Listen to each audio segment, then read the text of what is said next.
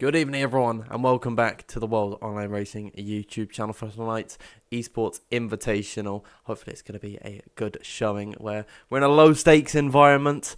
Of course, Season 15 is now over, and I think the drivers are going to want to kick back, have a little bit of fun, but also do their prep for the F1 Esports series that is fastly approaching. My name is Dan Field, and once again, as always, being joined by Nathan Richards. Nathan, how you doing? I'll do good. It's always nice to have these types of races where it's a little bit, I suppose, more chilled out. You're not really fighting for much. It's just a little bit of practice and getting the drivers used to new things that are coming up for esports. So yeah, I think it's nice to just have a bit more, as I said, a bit of a relaxed race. Obviously, I don't think many drivers have practiced for this. Some might have done, depending on their normal practice routine. So yeah, we'll see, obviously, how that unfolds as the qualifying and the race goes on. But yet again, got a very decent grid, even though it's not for the actual season. I think we've got a great grid, haven't we? Yeah, I can put it on your screens now. We have Freddie Rasmussen and Jed Norgrove in the Red Bull, Isvan Pookie and Nicolas Longue in the Ferrari, Danny Berejne and Jake Benham in the Mercedes, Luke Smith and Ruben Pedreño in the Alpine, Otis Lawrence and Chana Kinchi in the McLaren, Thomas Ronhar and Joseph Loke in the Alfa Romeo, Fabrizio Donoso and Jan Haladesh in the Aston Martin, Haas is Patrick Saipos, a man I do not believe we saw at all last season, and Philip Presnader is alongside him, Tom Manley and Yoni Tormala in the Alpha Tauri, and then Williams is Declan Barrett and Shanika Clay. It's a star-studded grid racing this evening. We have been confirmed that Joseph Loke is going to be joining midway through qualifying. So that might be in Q1, that might be past it in Q2 or whatnot. And we'll keep our fingers crossed that we get to see him in Q1. But Nathan, great grid here. It is, yeah. It's great to also see the likes of Joseph Loki and Halliday and Declan Barrett here, obviously Tier 2 drivers normally. So it's nice to see them yet again paired up with some of the faster drivers, some of the esports drivers, or some drivers that are pretty much esports level but haven't got a seat as of yet. So obviously we can see how they can pair themselves up. I think as well, for the first time in many races, we actually have everyone probably going to qualify, which could give us probably more of a representative view of which drivers are stronger in qualifying and which aren't. Because the past few races, it hasn't been the most entertaining qualifying, has it? Yeah, I mean, a lot of drivers, they're just doing their prep for the F1 Esports series that is fastly approaching. I believe there is some sort of delay at the minute, which is why we're having this very fun social race, keeping everyone sharp.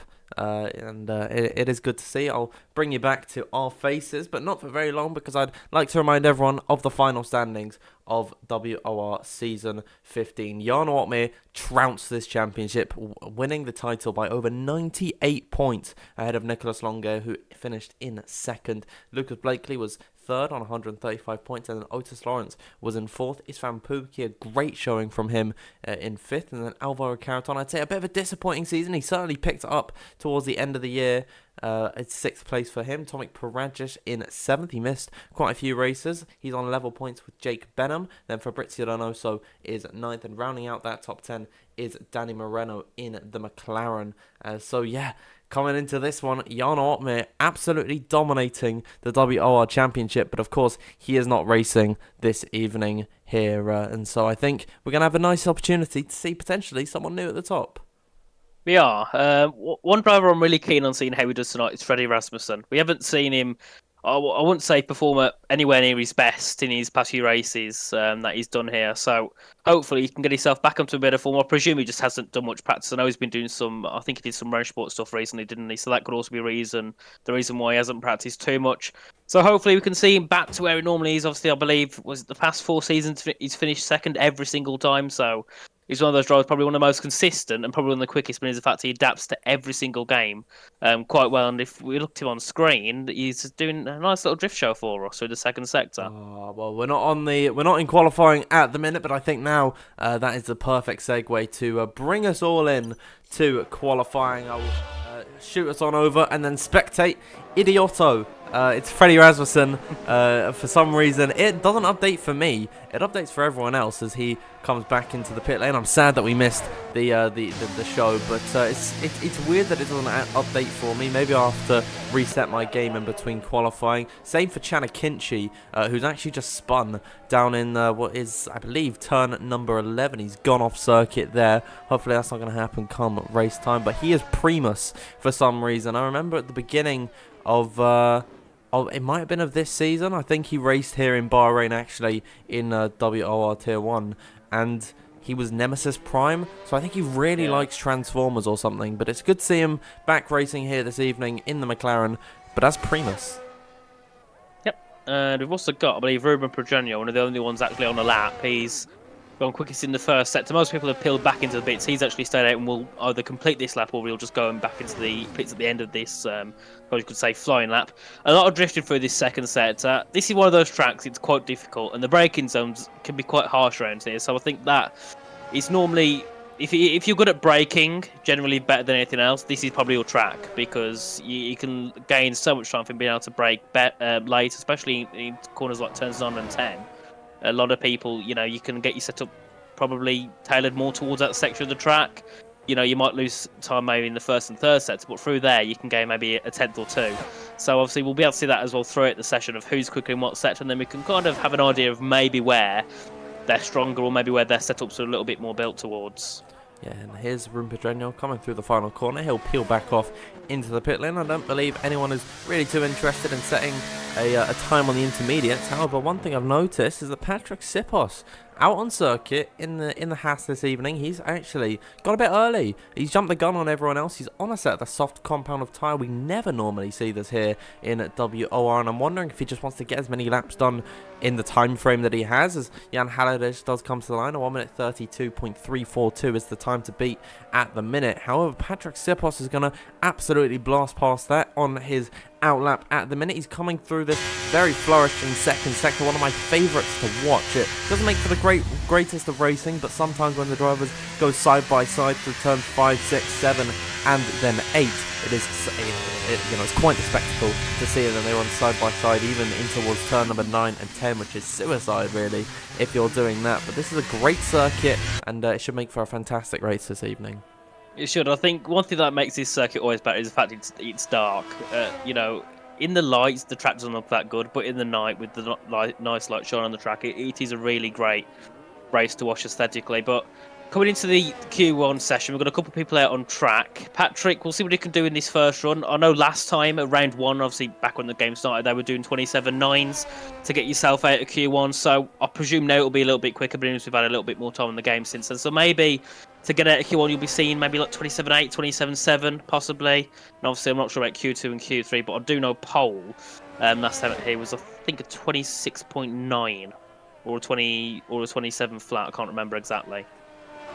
Not too sure. One thing I am sure of, though, is that Joseph Loke has joined us in Q1. Very nice to see that he has been able to get in as early as possible, and he'll hopefully be out in a few moments' time just to set a lap. We're watching, though, Patrick Sipos begin his run down in towards the first corner, where we came first off this season, well, this previous season, season 15. It's weird to say that it's over at this point, but yeah, Patrick Sipos continuing his run up in towards turn number 4. This is where we could see some potential overtakes in towards this high speed. I would like to say it's a pretty high speed for how late the braking zone is, or how long the braking zone is. It's actually relatively high speed corner. Then you bring it in towards this second sector. Sorry, I'm getting all my words mixed up. My head's all over the place this evening as he slides his way, locking up through turn number 8. Patrick Sipos is looking a little bit scrappy at the minute. There's not much rubber down on the circuit, and he's the only driver that is actually going on a lap at the moment as he completely drifts his way through turn number 10. We saw that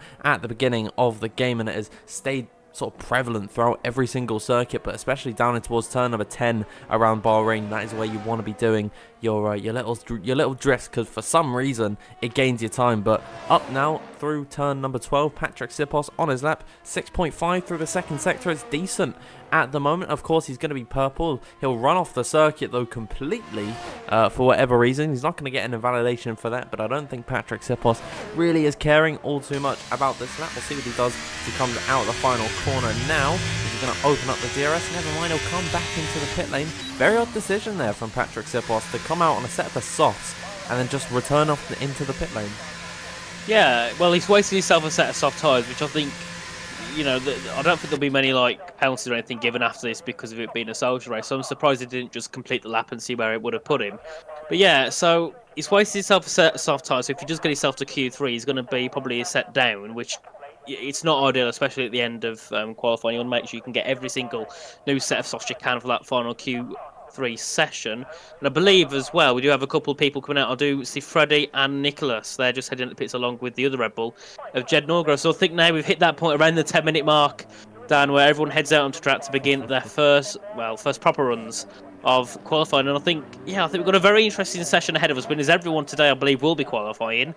I think we've got a very interesting evening ahead. Yeah, well, we've had Thomas Ronhar retire in the pit lane almost immediately in this session. He has no interest in setting a lap in this qualifying, and I know that in the last few rounds of the WOR season, he wasn't really fighting for anything, and he just decided that he wanted to do some last to first challenges, and they didn't really go according to plan at all. I think actually the last 3 races might have been the worst that he'd done all season. He got damage in USA, then he jumped the start in Miami, and then Thomas Ronhar, he got taken out in Las Vegas in that hellacious battle on the penultimate, it might have been the penultimate lap, maybe a few laps towards the end. So fingers crossed, 4th time is the charm for Thomas Ronhar. His teammate at the minute is out on circuit, and who's behind him? It is none other than Nicholas Longue, Nathan, 2nd place in the previous WOR season 15, of course the season 12 champion. He was fighting for the title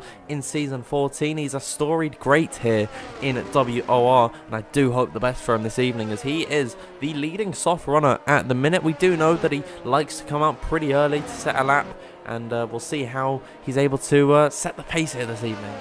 Yeah, I think Nicholas has been one of those. He's definitely improved a lot, I think, going onto this game. Obviously, esports I don't think is too far away, so obviously, we're getting close to that point where the times of drivers will be set in these leagues, and are probably going to be similar to where they are probably in esports. So we'll see how Nicholas gets on there, but he's been very strong, I think, so far in this game. Since the start of F1 23, he's been very consistent. He's been very consistently at the top, which I think is definitely something that's quite good. That last season in esports, I think he was about 6th in the championship, so obviously not an ideal position. But I think this season, he could definitely, I think, go and fight for the championship. There's lots of other strong drivers as well. I think he's definitely one of those that will be in a bit of favour of being able to win, as he's heading on his first lap down to turn 1. I've noticed Joseph is on the medium tyres. It's an odd choice there for Joseph Loke to go out on a set of the medium tyres. He's looking to maybe do some race practice coming into this one. Maybe not looking to qualify all too high on this grid. I guess it's a clever thing to do if you just want to get a feel for the circuit coming into this race, and if you want to start further down the order. So it is going to be Nicholas Longue on his lap first on a set of the soft compounder tyres up towards turn number 4. I don't believe he was actually racing here. It's the first time we came this season, or if he wasn't in a fight for anything, because of course it was Jarno Uppbeat and the 2 McLarens that really stole the show. Nicholas Longue really was nowhere to be seen, but he definitely did shine in season 15. He had some great stats to his name. He took Jarno Uppbeat to Miami it was. Despite being so far behind, he never gave up in the championship, and I do think Nicholas Longue is a really good shot of being a title contender come esports, which is starting very, very soon. I do believe there is a bit of a delay going on, but Nicholas Longue, once it begins, he'll certainly be at the forefront. Himself and Barry Burham had a brilliant pairing at Ferrari, as he is purple in the 2nd sector, about 5/10 quicker than what Patrick Sipos did on his attempt. We've only got 7 minutes left to go, or 6 minutes and 40 seconds if you want to be exact, in this session, so really not much time at all, considering we have only got 2 laps on the board at this point. Here's Nicholas Longue up towards the line. It's going to be a 1 minute 27.750 from him to kick off qualifying. Danny Bergeny 200th quicker. Yeah, very nice lap there from Danny. Primus goes into the top 3 at Chanakinchi, of course. A few more still to come through. Freddie Rasmussen, 2/10 quicker near there than Danny Bergeny. What about Jed Norgrove? Goes into the top 4 with a 7.53, just 3/10 back from Nicholas Longue. I'm trying to figure out who's on a lap. We've got Tom Manley to the top. He goes quickest there with a 5.13. What about Otis Lawrence? He goes into the top 6 with a 0.883. We've got one of the Aston Martins, that's, I believe, Fabrizio Donoso. No, it's not. It's Sean Halliday. He's into top 8. He's done a 27.9. We've got C-Pass. He did a 28.3. Johnny Tormala only 28.2. So a couple of drivers there a little bit further off from Tom Manley and Freddie Rasmussen. But for those two, a tenth and a half quicker than Brezhnev. That is very nice as Shanaka Clay pops himself into the top 3, and a couple more still to come through. Luke Smith into the top 5. Ruben Brezhnev, where can he go as he heads up to the line? He will be... Oh, no, he's not. He's in the final corner. It's Jake Benham. He goes into P11 with Fabi into the top 10. Lots of laps coming through, and Philip and Fabi match times. Yeah, and here comes Ruben Brezhnev up towards the line. He'll get himself into P4. A great effort from himself there. And we'll have a look at the gaps to the leaders. Tom Manley leading the way on 1 minute 27.513. Freddie Rasmussen is the only driver within a tenth of him at this point in time. And Shanaka Clay sets a great lap time there. Only a tenth and a half off of what the current pole, well, quickest time in Q1 has done. So great efforts all round from everyone, I think. We're not seeing too many surprises in the drop zone. I'd say slightly lower down the order than we would expect. Fabrizio Donoso, Jake Benham and Otis Lawrence. Of course, this is just a social race. There's not really any stakes whatsoever. So I think a lot of drivers wouldn't really have practiced for this evening. That could be an explanation as to why Fabrizio, Jake and Otis are a little bit off the pace. We'll have to wait and see how that affects them coming into this race. I definitely think they're still going to want to win. I think, well, there's pride on the line, so why wouldn't you want to take victory in this race? But yeah, so far Tom Manley, he's been really good in qualifying this season. He's not really found his way onto the podium too many times, but I do think that he has a good chance of taking victory this time out in the Esports Invitational.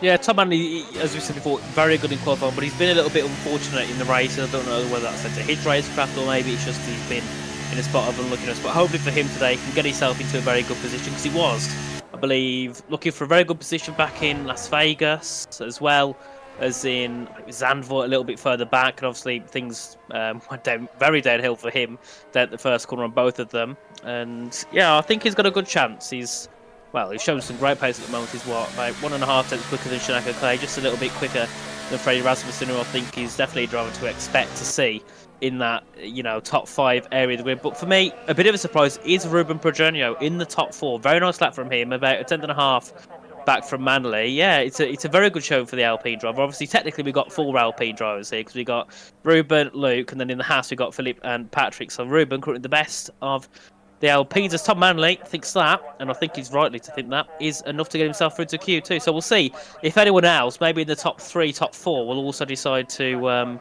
retire from qualifying. Yeah, 3 minutes left to go in this session. Let us know, everyone, in the live chat, what you think the cut-off time is going to be. Currently, what saves you in this session is a 1 minute 27.927 set by Declan Barrett. At the moment, we'll see how that changes throughout this qualifying as we reach the final stages. I think we're going to see around about a 1 minute 27.8 low is what we are going to see to be the cut-off time. Maybe Istvan Pukki might be in a bit of danger. He's on a 27.790, so it's not really the safest time for him. I think Jed Norgrove might be able to squeak through, but I'd say everyone from Istvan Pukki downwards has got to come out on the circuit. Jed Norgrove has opted to come out of the pit lane. I'm interested to see whether or not Luke Smith decides to exit out onto the circuit, but we now have 2 minutes left to go in this session. Freddie Rasmussen, Shanaka Clay, Ruben Brezhnev and Luke Smith yet to retire from this session, and then but they are staying in the pit lane. They're not going to be able to get around for a lap now. Then Tom Manley, Danny Bergevin and Nicolas Longuet, they are confirmed to be set on that lap. Then we'll have everyone else in behind fighting it out, see if we can get into the Q2. Yeah, I think it's a bit of a bold one there from Nicolas Longuet. He's what, 10.5 off the cut-off. I think that might be a little bit bold, but we'll see. Obviously, I think he's done that multiple times before. I think we've seen Nicolas try a little bit earlier, just try and save himself a set of soft tyres. Jed Norgrove gets a penalty, so we'll obviously, of course, we'll have a restart. As that was also... What was that? That was Shanaka Clay and Freddie retiring from the session, and Ruben and Luke all retiring from the session. So 8th down, we'll all be setting laps at the final part of qualifying. So yeah, we'll see who ends up in the drop zone. But the likes of, I'd say, Jake Benham, Otis Lawrence, definitely a surprise to see those down in 12th and 13th. So for them, they need to make sure they can get themselves a lap in. So if they mess up now, I don't think a 0.8 high is going to be enough for them to get through. Absolutely not. I think Otis Lawrence especially really does need this lap on the board. He does tend to struggle in qualifying in comparison to his race pace. Otis, we know, is incredibly fast in the race, but it is just qualifying over one lap where he does slightly lack in his game. We'll have to see if he is able to increase that little buffer that he has to Declan Barrett at the minute. Currently, they're separated by 600ths of a or 400ths even of a second, so it's not a very big margin whatsoever. Otis Lawrence really does need this lap, and already there is purple in Sector 1, up by a half of a tenth. It's a great start to the lap from Otis Lawrence. He heads downhill through turn number 8. It's a bit of a tricky traction zone where you're going to want to drift sort of towards the right hand side and take this corner as straight as possible so as to not lock up through turn number 10. We rode on board with him as he slid his way down through turn number 10 and then off the exit of the corner. We'll get this DRS zone in towards turn at number 11. A high speed left-hander, very late braking zone through it there. Take that corner in about 4th gear as now he heads up the hill flat out through turn number 12. Those curbs can be absolutely killer as Otis Lawrence on his lap, improving now by almost 2.5 tenths of a second. Purple in sector 2 as well. It is looking like a great effort from Otis Lawrence here, but there are still multiple other drivers in behind him on a lap at the minute. As now through the final corner, we'll see what Otis Lawrence can do off the exit of turn number 15. Open up that DRS and come up towards the line. It's P3 for him there. He loses a little bit of time in that final sector. We'll see then Joseph Loke come up to the line behind him, improving by 7 tenths of a second. A great effort from him there. One of the hasses of Philip Presnader jumps himself up into 3rd position, and Isfan Pookie gets himself up into 6th. Nicholas Longue looking a little bit of in a dangerous position as Fabrizio Donoso does improve on his lap, but not by enough really to increase his position. And there's Jake Benham getting himself into 10th places. We'll try and see who we can catch towards the line. Yoni Tormolo has come off the exit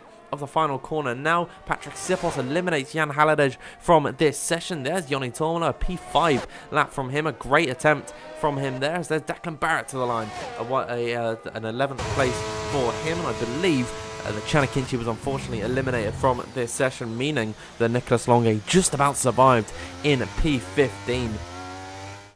Yeah, very just survived there in P15. But we'll look through as we come to the end of qualifying. So it was Tom Manley quickest with a 5:13. No one got quicker than him or Freddie Rasmussen as they did their laps on the first runs. Then we have Philip Presnader, Otis Lawrence, Yoni Tormala, Shanaka Clay, Istvan Pookie, Ruben Progenio, Joseph Loke, and Danny Berezne in the top 10. Then we have Declan Barrett, Jake Benham, Luke Smith, Jed Norgrove, and Nicholas Longue make it through to Q2. And unfortunately, Fabrizio Donoso, Patrick Seapass, Jan Halliday, Chanakinchi, and Thomas Ronhard not making it through. Obviously, Thomas did retire at the start of the session. But yeah, a very interesting Q2 and a lot of drivers going through. One big surprise for me would be Fabrizio Donoso. Yeah, Fabrizio Donoso just about missing out in this Q1 session. Is a big shock to see him down the order, especially since he sort of revitalised his F1 Esports career on this F1 23 game. I think he's looked better than he ever has done before, ever since that inaugural F1 Esports season, all the way back in 2017. This is the 6th season of F1 Esports coming at this point, which is 7 seasons that they've done at this point? 2017, 18, 19, 20, 21, 22, 23. It's the 7th season of F1 Esports at the minute, and Fabrizio Donoso still kicking it at the very top of the order. Well, not the top of the order of this Esports Invitational. He's struggling at the moment in qualifying, but it's great to see those old names still, fighting it out with the youngsters. Yeah, definitely. It's quite sad to say that 2017 is 6-7 years ago. It doesn't feel like that at all. But every year it gets further and further away. But yeah, it's very good to see that esports every year is getting more and more popular, and it's obviously the likes of these unofficial leagues such as like WOR, PSL are always getting more and more activity from the esports drivers. So I think it's a great thing to see, and also I think something that goes a bit unnoticed sometimes is esports teams will be looking at these leagues to see who's gaining pace, who's looking quicker. Normally be looking at some of the drivers in tier 1, also looking at some of the drivers in tier 2 to get them into development programs. So yeah, I think it's also a great place. It's a very big place to get the talent pool, I think, for next season. You've had the likes of, I suppose, Thomas Ronhart, who came over from Xbox, got picked up pretty much straight away from Haas when he came over to PC. And, you got lots of Otis Lawrence, obviously not old enough to race in esports yet, but he's definitely, I think, if he was at the age, he would be more than likely confirmed a seat, I think, because he's a very quick driver for such a young driver as well.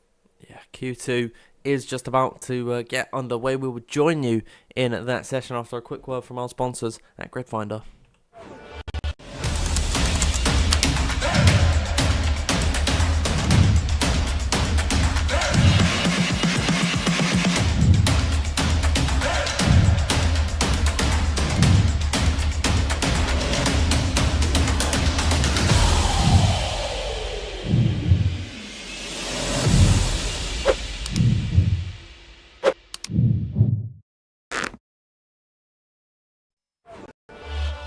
Welcome back, trackside everyone here in Bahrain as Q2 is about to get underway. Shanika Clay is the first man out on circuit. He will take to this track. He did a decent job in Q1. He only needed one lap on the board and then he got himself into the next session. So Shanika coming into this Q2, definitely going to have high hopes as now he heads through the first few corners. He's got a few drivers just in behind him, I believe. Danny Berejne is just following in behind. Then Nicholas Longue is behind him. Then Jake Benham, four amazing drivers starting their laps at this point. And then Philip Presnay as well, also another amazing driver. We've got 5 bags of talent out on circuit. We'll see how they take to this lap. Yeah, Shanika coming through into, well, out of turn 8 now, heading through towards turn zone. It's a very difficult braking zone. This is a lot of drivers lock up, or they go a little bit deep and hit that curb on the outside of the entry, which is the last place you want to put the car. Through turns 9 and 10, very nice there from Shanika Clay. He heads down with the DRS briefly in towards turn 11. We'll see what he can do through here. Doing a great job, obviously, in qualifying once. So hopefully for him, he can get himself through to Q3. Would like one lap, but I don't think in Q2 it's very easy to get through with just one lap, because most drivers will be using used tyres. You come through turn 12, use that inside line at the apex, and you come through towards 13. Very nice so far from Shanika. 106.2 I think it was there for the first and second set to split quickest of all 3 full drivers going through that set to now. As he comes down in towards the final couple corners at turns 15 and 16, hopping that curb on the inside, ride the curb on the outside. We'll see what he can do as he comes up towards the line in the Williams. What will it be for Shanika Clay? A 127.821, very nice lap from him. That's that's Danny Berejne entering the pits. And also, there was this Van Pickie also entering the pits. What about Jake Benham? Does he complete his lap? Yes, he does. He does a 28.073. What about Philip Presnay? He's coming down in towards the final couple of corners. He was about a 10th down from what Shanika did in the middle sector. So we'll see what he can do as he comes to line. But no, he goes back into the pits. So only 2 drivers there, then out of 5, completing a lap. That being Shanika and Jake. Interesting to see, because we expected this to be a scrub set of the tyres, so it doesn't really matter that they are coming into the pit lane, but we typically see that drivers like to set a lap early on in Q2 on a set of the slower compound, well, not slower compound tyres, but used compound of tyre, so that they are purposefully slow on that first lap, so then they get a green delta on their run. It doesn't really do anything as per driving, but it's more on the mental side of things. It gives them a little bit of a psychological advantage. They know that they are improving on their lap, and that means it's going to give them confidence to really push throughout and gain as much time as possible. As Shanika and Jake are the only 2 drivers to employ this tactic. We've got about 10 minutes left in this Q2 session. Hopefully it's around about the 8-minute mark is where we see everyone on a fresh set of the soft compound of tyre come out onto the circuit and then set their flying laps in this session. I wonder what the cutoff time is going to be, as now Jake Benham can overtake Shanika Clay heading on towards the end of their laps. I can see someone's coming out of the pit lane. It is Nicholas Longue. We saw him box at the end of his first flying lap, but he's decided to come out very early for him here. Yep, the 2 Red Bulls also following out the pit lane in towards that first corner. As you can see, I believe with Jake just entering the pits as they come through into turn 1. Nicholas, yet again, one of the early ones out. Obviously, in qualifying, one only set 1 lap, but was, I think, about 70 thousandths of being out in Q1. So I don't think this time he'll take that risk. I think this time he'll do 1 lap and then go back out at the end to set his final lap. But you can see a lot of people also heading at the pits, most of them being on used tyres. I don't know if any, I think there might be a couple maybe on new tyres, but I'm not quite sure, because unfortunately we don't get to see anything of that on our screens. It would be nice if we get to see who's on a new and used tyre, but unfortunately we have to kind of guesswork and see what would make the most sense from a driver. But you can see now everyone out on the pit, out of the pits, apart from Ruben and then the 2 Shanika and Jake who already set their laps. So we should see them probably set the pits for another few minutes and then come out near the end, as Ruben also just enters the circuit. So we'll see what Nicholas can do on his lap. I believe that was 2 Red Bulls had dropped back a bit. They came out right behind Nico, but they're now behind a Williams, another Ferrari, and an AlphaTauri. Yeah, Freddie Rasmussen at the minute mired in a lot of different cars at the moment. He's really in the thick of things. We saw him do a very impressive job in Q1, getting himself just a 600th off the back of Tom Manley, who was the quickest in Q1. So second place for him coming into the session, only needed 1 run as well. I think Freddie Rasmussen has poised himself for a very strong end to qualifying. He's struggled a little bit every time he's raced. He did only race a few times this season, but he did struggle in those. He was pretty competitive, I believe, in Zandvoort, if I'm not mistaken, But other than that, Freddie Rasmussen really hasn't been at the front of the order like we would expect him. He's certainly not converted his good qualifying into points, and I'd like to see him finish strong today, because Freddie Rasmussen, I think, all time, one of the best esports drivers that we have ever seen. I don't believe that is a very hot take or whatsoever, and Freddie, I think, one of my personal favourites as well, just because of how sort of calculated he is and how he's so good at masking his emotions. You never know what he's feeling in that cockpit, and it's absolutely incredible to see just how in control he is of that car. As now he'll begin his lap heading in towards turn number 1. We'll flick over though to Nicolas Longuet, who is at the end of the first sector, about to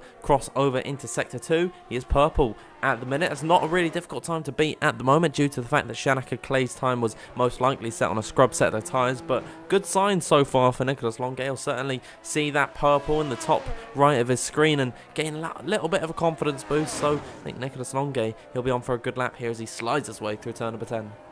Yeah, very nice there. 28.2 is a very decent first sector, especially. I believe he should be on the new tyres by now. So I think that's about a tenth or two quicker than what Shanaka Clay did in the first sector. But he's coming through in towards turn 11, then in towards turn 12. Obviously, just want to keep to the inside here if you can. Try not to eat the curb too much so you don't invalidate, then ride it on the exit as then you prepare yourself for turn 13. Oh, misses the apex a little bit there, so that could lose him a little bit of time.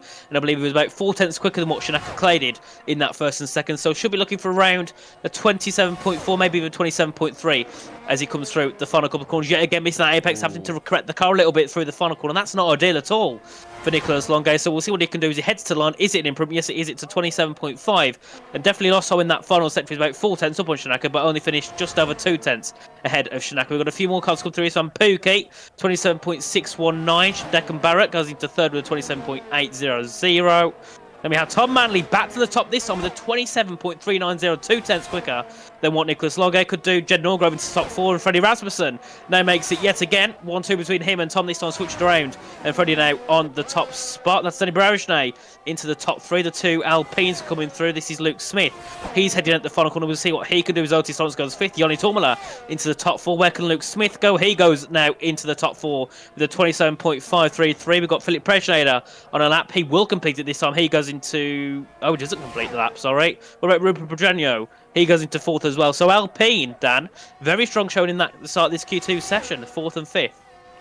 Jake Benham comes to the line, only P11 for the All-Star in the Mercedes. He's without Jarno Opmeer this evening. They've sort of made themselves a bit of a dynamic duo heading into this F1 Esports season, but now he's beginning to struggle at the minute. Danny Bereshne, his teammate for the evening, doing a fantastic job at the moment. Of course, Danny Bereshne, sort of, you know, he is also one of the esports greats, I think, making his debut.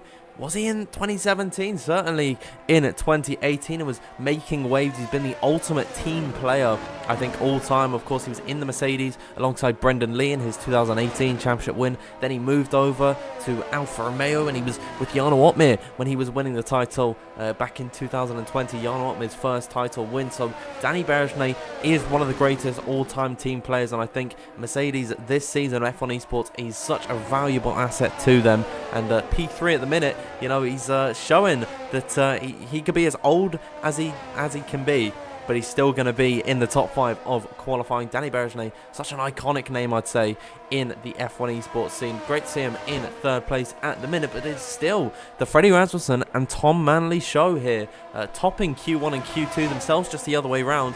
Sorry, not Q2, they're in Q2 at the minute, but topping Q1 the other way around from what we see them now. Now it's Freddie Rasmussen who's got himself 600 ahead of Tom Manley, so it's done pretty much a complete switcheroo. Yeah, and Freddie looking to be a little bit more back to his old form. Shanaka Clay also, I didn't notice, went back into the top 4, so he's having a great run as well. For Williams, obviously, no Alvaro Carreton tonight, so we've got Declan Barrett in his place, who's currently down in P14, unfortunately, but I do believe he was on a set of used tyres, so he's still got about, what, he needs to get at least two or 3 tenths to get himself out of the bottom 5, but then he also needs to get himself a couple more tenths so he can keep himself a bit safe. So I think now the cut-off, you're probably looking at around a 27.5.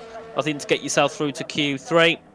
And I think, yeah, because I think many drivers are looking for improvements, especially the likes of Otis Lawrence and Nicolas Longuet. Otis, yet again, very close to being out in Q1. Of course, I believe it was P13 at one point. Now he's in P9. So he's got to get a good improvement on his final run. And I think for some drivers, it can be fine having to leave it till the last second to get your good lap in. But if the issue with Otis now is if he makes one mistake on his final run, that's him done for. Whereas if he maybe got a bit of a better run in the first part, he doesn't have to be too built up on pressure when it comes to the final run. So hopefully for him, he can get himself through to Q3. I think he's one of the drivers that deserve it. I think he's one of the drivers that, before the race, looking at the grid, I'll be thinking could be fighting for the top 5, as Joseph Loke will be the first out onto track. Also in the top 10, Joseph Loke, currently in Tier 2. I believe he's second in the championship there at the moment, so he's doing a very good job bidding potentially into Q3 in the Tier 1 grid. Yeah, Joseph Loke is an incredible talent at the moment in the F1 Esports scene, but of course we know him as an incredible driver in the real-life GB3 series, currently running in 2nd position at the moment, and he's just behind, I'm trying to see who it is, he's behind Callum Voisin, hopefully I got that name right, and then it's Joseph Loke in 2nd, and then a highly regarded Alex Dunn just in behind him there. Of course, I believe they went to Brands Hatch recently. He finished 1st and 2nd, and then 15th in that race. So yeah, Joseph Loke in the F1 Esports scene and in real life, an absolute star in the making, and I would really like to see him get himself into Q3. Currently sitting on the cusp at the moment in P10, a 1 minute 27.611 from him, just 8 thousandths clear of Istvan Pukki at the minute, who's on a 1 minute 27.619. Rey Mysterio fans rejoice at the moment, but yeah, Istvan Pukki and Jake Benham currently in the drop zone. I'd say those are 2 big surprises to see potentially getting eliminated from this session. We have 1.5 minutes left to go. Joseph Loke will be first to put us on a lap, as now we've got all 15 drivers out on circuit. Normally, Nathan, we see some guys retire at the top of the order. I think Freddie and Tom certainly would be safe, but it's a very rare occurrence to see everyone out on track. Yeah, well, the fact they've gone out might be worrying the likes of Jake and Jeddah, who are on a 0.7. If the people 4 tenths ahead are thinking maybe we won't get through, there's definitely a lot of pressure on those to try and get themselves to near a 0.3, 0.2. But Joseph Loke heading down in towards the first corner, would love to get himself into Q3 here in this grid as he heads down into turn 1, down to 3rd gear. There you can just see sliding the car through that first corner. Then you come through up in towards turns 2 and 3, riding on the curb as you come through. DRS has been enabled down in towards turn 4. Then you want to brake around that just before that 50-meter board, then throw the car in down to 4th gear, get back on the penalty as you come through towards the end of this first sector, riding that curb as you come through the exit, then in towards the S's section at turn 6 and 7. 1.7 tenth improvement for Joseph, and now Dan, that is shown there's a big improvement in that first sector alone, but then you've also got sector 2 and 3, which also have a lot of track evolution, so maybe we could have a big turnaround on who gets themselves through to Q3. Yeah, Joseph Loke in the first sector alone, almost 2 tenths up on his previous best time, which should be good enough to put himself into P3. So he's doing a fantastic job, as Danny Bergevin was the last driver to get across the line. He just about did it in the nick of time. We have now crossed over into the overtime phases. Here we'll see Joseph Loke come up the hill and towards the second sector split. He's lost a bit of time, unfortunately, in sector 2, only up by just under 1/10 of a second at the moment. It's still an improvement and is still going to be enough to potentially put himself up a few places, but Joseph Loke really does need to nail this final corner off the exit of turn number 15. He used all the track available, and we'll see what he can do as he runs towards the line, open up the DRS and cross it now. A 1 minute 27.436, a nice improvement in that final sector. Declan Barrett unfortunately going to be knocked out of qualifying here. Here is Otis Lawrence towards the line, and he's able to get himself up into P2. Philip Presnader just in behind now. It's P6 for him there. A decent attempt. One of the Alpines are up next. It is Luke Smith getting towards the line, and he's quickest of them all. Freddie Rasmussen, though, is in that final sector and is improving. Jake Benham comes towards the line. Now 2 Ferraris at the minute. Nicholas Longue has invalidated and is out of qualifying. Istvan Pukki wasn't able to find any improvement at all, and he is also eliminated from qualifying. Tom Manley comes to line with a 1 minute 27.244. Where is Freddie Rasmussen at the minute? He's just coming off the exit of the final corner, just in behind his teammate. We'll see what it is then for him as he comes across the line at 1 minute 27.162, quickest of them all. Once again, it is Freddie Rasmussen and Tom Manley at the top of the order, switched around from what they were in Q1, but these two seemingly the consensus best drivers on this grid at the moment. Yeah, definitely. Yeah, again, at the top, it's Freddie and Tom. Well, last time it was Tom and Freddie, so these two are looking very good on form. As we can see, Luke Smith as well into the top 3, followed by Shanaka Clay and Jake Burnham in the top 5. Then Otis Lawrence into the top 6, followed by Ruben Pedreño, Josie Floke into Q3, which is very great for him indeed. Then we have Denny Brochet and Philippe Brochet just making it inside the top 10. Then, unfortunately, we have Jed Norgrove, Yoni Tormala, Nicholas Longay, which is a big surprise to be out in Q2, along with his teammate Isfan Pookie and Declan Barrett also out in Q2. But I think there, Dan, okay, being out in Q2 and that, it's a very big surprise, isn't it, going into Q3 now? And Nico to not see his name on the screen. Yeah, Nicholas Longa is always a great qualifier. I think qualifying is one of his strong points. So to see him eliminated in Q2, that is a massive shock to the system. We'll see how he is able to recover coming in towards the race. But Q3 is about to get underway. We will join you trackside for the final parts of qualifying after a quick word from our sponsors at Virage GG.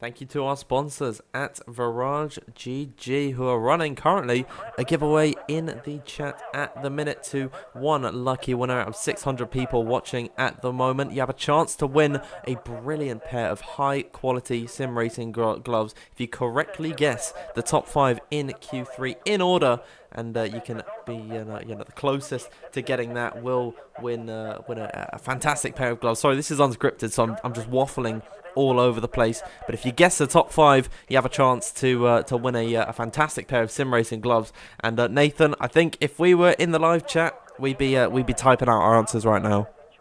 Yes, definitely. I think if you put in Tom Manley, Freddie Rasmussen in the top 5, very good vote as well. But I'm thinking after that, it's quite hard to guess who will be in the top 5 because you've got like Zavotis Lawrence has been doing quite well. Luke Smith as well into the top 5 in qualifying too. Danny Brochet as well doing very good. So yeah, it's going to be quite a hard one to guess. Normally you'd be looking at Jarno, Nicholas, Lucas. But no, there's none of those. But I think the only two today that you can really be certain on in the top 5 is probably Freddie and Tom. Yeah, so please, everyone watching in the live chat at the minute, correctly guess the top 5 to enter the giveaway to win an incredible pair of sim racing gloves. And I'm going to be envious to one of you lucky winners, and we'll see how it works out. We'll read out some of your answers in the chat. Warrior saying Freddie, Tom, Berejne, Otis and Jake, 5 very strong contenders there. Then we've got Spin John, hopefully I've said that name right. It says Freddie Rasmussen, Tom Manley, Danny, Otis and Joseph Loke. That'd be very interesting to see. Scotty Designs is saying Freddie Rasmussen, Luke Smith, Shanaka Clay, Jake Benham and Tom Manley. Gian Maria Sapa is saying Rasmussen, Luke Smith, Manley, Lawrence and then Benham. Then we got Alex Lamort, it's a very well-known figure of the esports community, saying Freddie, Otis, Jake, Tom, Shanaka. Adam Bassett says Tom Manley, Fred, Berejne, Jake and Otis. Yeah, there's plenty of people in the live chat. Thank you to everyone participating in this giveaway. We'll keep them coming throughout the session, and we'll see who is able to get it right, and we'll read out whoever wins the fantastic pair of sim racing gloves later on in the stream. But now, Nathan, we'll turn our attention back over to the stream because we've got Otis Lawrence first out on track.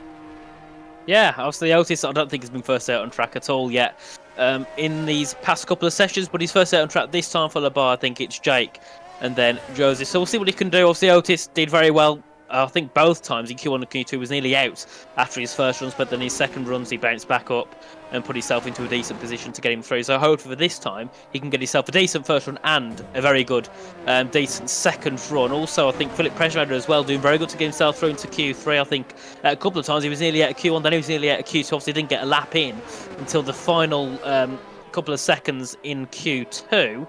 So I think he's a driver that I think he's happy to get himself through to Q3, so I think he's kind of fine where he finishes in this session. But yeah, I think definitely the likes of Tom, and Freddie will be looking for the top 2, top 5. I'm going to say Tom will take pole. I think he's shown a very good job so far on these sessions, and I think he deserves to take a pole here on this grid. What about you, Dan? Who do you think will take pole? I was just actually going to ask to Luke in the live chat if he is if myself and Nathan are maybe allowed to enter the giveaway at this point, but I feel that's not going to be allowed. In terms of who I think is taking pole position. Sorry, Nathan, it slipped my mind. Who did you say? Tom. Tom, you know what? I'll go the other way. I'll say Freddie to take pole position. I think both of them have a very equal chance of taking it. And just looking at the names in the live chat, and please don't send multiple entries as well. It has to be in the right order, and I don't know which of those are actually going to be counted, but it's only one entry per person. So please, yeah, take the first. That is what Christoph is saying in the live chat. We are only going to be taking the first message that you send.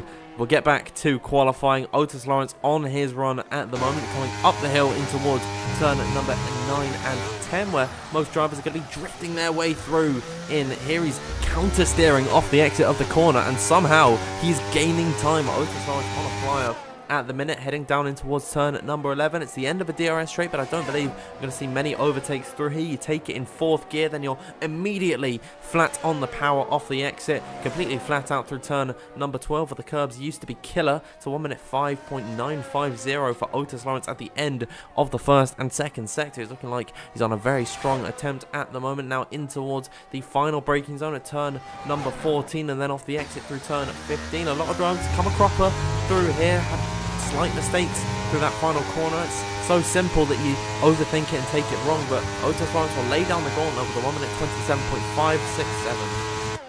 Yep, we'll see what Joseph Lowe can do. As Danny Browshney did in Bahrain on his run. Where can Joseph go? Can he try and take provisional pole? No, he will take provisional second with a .634. A few drivers still could come through. Tom Manley with a .238 there. Freddie Rasmussen just about takes it. Actually, no, it took him like 0.2 of a second. I didn't see that one. 0.2 of a second between the top two. Shanaka Clay into third, but a great lap time there from Freddie Rasmussen. What about Philip Pressure? He goes into the top 6. Jake Benham only 28.7. That's Ruben Pedreño into the top 3. What about Luke Smith? He makes it a 3-4 for Alpine, but what a lap there from Freddie Rasmussen. Pretty much exactly 2/10 between him and Tom Manley. That is a great lap, and I think that already takes out the quickest time from Round 1 here by 0.2 of a second. I did have a check, and it was a 27.205. Wow. He said 27 flat. What a lap. Are we going to see a 1 minute 26 from Freddie Rasmussen at the end of the session? We'll have to wait and see. And I think if your giveaway entry has Freddie Rasmussen at the top of the order, then I think you've got a pretty good chance of winning yourself a nice new pair of gloves. And I think now is the time where we're not going to be counting any more entries, because it's really kind of unfair if you've got the drivers who have already set laps on the grid. So I think no more entries, please. Oh, never mind. Voting ends when the final Q3 run starts. So everyone, if you haven't already, please leave your top 5 prediction for the grid starting here, because then if you get it right, you got a pretty good chance of winning yourself a premium pair of sim racing gloves courtesy of Barrage GG. Freddie Rasmussen at the top of the order at the minute. If you want a little bit of advice from me, put him at the top of your order. And Nathan, in our little bet together, seems like I'm coming out on top. Yep, it does indeed. But Thompson in second, so it's better than being third or below. So he's still in a very good position. But then again, Ruben Pedreño is only about 15 thousandths behind. So he's having a great run here in Q3, and Luke Smith as well in the top 4. Going to see him back onto some nice form, and Ruben nearly overtook Freddie to the pit lane, and that could have been interesting in the race, but it's not qualifying. They're all having a bit of a laugh and a joke, so I don't think much will be taken away from that. But yeah, Luke Smith doing a great job along with Ruben in the top 3 and 4 for Alpine, a team that I think throughout this season have both in PSL and WR have had their struggles, so it's nice to see him back up near towards the top. And also unfortunate for Mercedes, Jake and Danny. Jake about a second, well obviously that wasn't a proper lap from him, he was 1.7 seconds off Freddie, and his teammate Danny, I believe he did invalidate at the final corner. So big shame for those two, but I'm sure they'll be able to bounce back, and hopefully for their sake, one of them can get themselves into the top 5. And also, for many of the votes in the chat, hopefully they can also get themselves in the top 5, because I saw many Danny and Jake's in the chat. Yeah, I saw one saying that myself is going to be on pole, and Nathan, you're in second. So I think, judging that we're not in qualifying, you might not be winning the giveaway, unfortunately. Very sorry to you there. But it's nice to know that we are appreciated on the stream. Having a look then at the session, 3 minutes left to go. Joseph Loke will be the first man out on circuit. I saw plenty of predictions with... Joseph Loke in the top 5, and I think he's got a pretty good shot of getting himself into that top 5. Of course, in Q2, we watched his final lap. He was incredibly quick in Sector 1. He lost a little bit of time in Sector 2, then he brought it back in Sector 3. Something like that happened on his last lap, and then he nails it all this time by. He could be a decent name to put in the voting hat to potentially take pole position. We'll have to wait and see, as now everyone is coming out on circuit. Nathan, to quote the famous Chris Buxton, we're in the Banzai phase of qualifying.